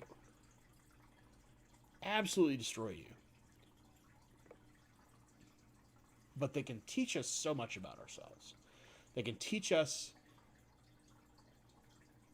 how we learn, where we come back, how we can realize that no matter how soul-crushing that was, that little moment that we cherished every time we did something with that particular fish or that particular tank is more impactful than that heartbreak. And that is what matters. And those little lessons that come along the way, from buying too many fish at once to losing colonies of fish, and that horrid realization, I don't think I can save this one. I have to make sure I save these 7 or these 5 or this other one.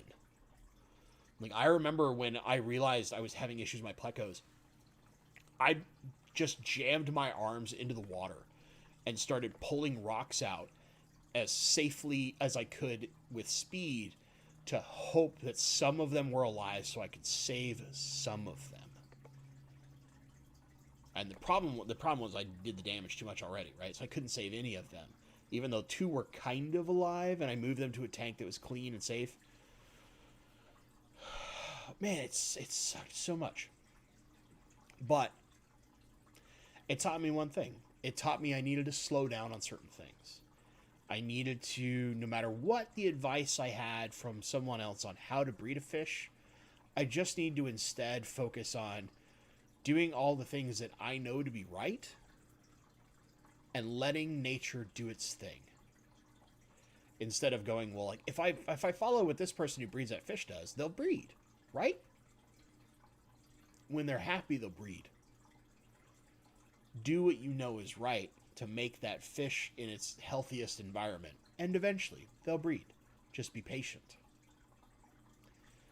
Those are the lessons I've learned over time. The biggest thing has been patience. I have lots of time to keep 30, 40 species of rainbows. I don't need to do it all at once. I can do it over time and appreciate each one of those a little bit more because I only brought in the one. And I get to focus on that one and getting that one nice and healthy and happy and set up. And then I can look at maybe breeding that one fish or getting a different fish, whatever it may be, right? Patience is such a virtue in this hobby. And unfortunately, usually it takes those catastrophic errors to teach us that. It did me. I had to have a couple of just horrific losses to teach me patience. And even now, like in my head, I want things to go faster, only so that I can improve the quality at which I do things in an automated fashion, basically put. But I know that I just have to let it happen as it happens, and let time be my ally instead of being my enemy. Instead of rushing into things, I have learned from all these heartbreak moments, or these moments of realizing, like, I've kind of overwhelmed myself and now I don't have any more space. So the thing I really wanted to do with fish, I can't actually do very well because I don't have the space to do it anymore. I got too excited in the getting things and forgot the goal, right? I didn't have that patience. I taught myself patience over 4 years of screwing up is really what it comes down to. So I hope that, like, weird nonsensical story helped a little bit. This is kind of how I want to end the stream, is just patience is such a virtue in this hobby, and sometimes it takes the most catastrophic of screw ups, or that thing that gets you really excited at first. And I'm going to get all these things at once. Uh-oh. I'm out of room. I can't do the one thing I wanted to do with these things in the first place. So I got too excited to get them all at once. Instead of going, well, if I get 2 of them, I'll have space and I can do some stuff. And then down the line, I know I can get the other ones. And then I can get the other ones. I can be patient and just get it done over time. Instead of all of it right now. That right now feeling always feels so good, but man, does it usually lead to screwing up. So, with that being said, for all of you that are still here, thank you so much. I really appreciate it. I hope you guys have a fantastic rest of your weekend. Man, I mean, what else can I say? I really appreciate everybody's been here, especially some of the members that are here. Thank you so much for being members. I really appreciate it. Especially in this time where, a lot of people are struggling. Thank you so much to you wonderful, wonderful folks. As always, guys, thank you so much for watching. And stay awesome. Look forward to the next couple of videos. I know the stream doesn't cut off perfectly. It's not like a video. I can't just edit the ending and make it perfect. Take care, folks. And again, for those of you who are here that had some questions, feel free to shoot me an email, all that kind of stuff. I'll get to it. It might take me a day or 2 to respond, maybe even 3, just because I have to go immediately, basically, from stream to working. So take care.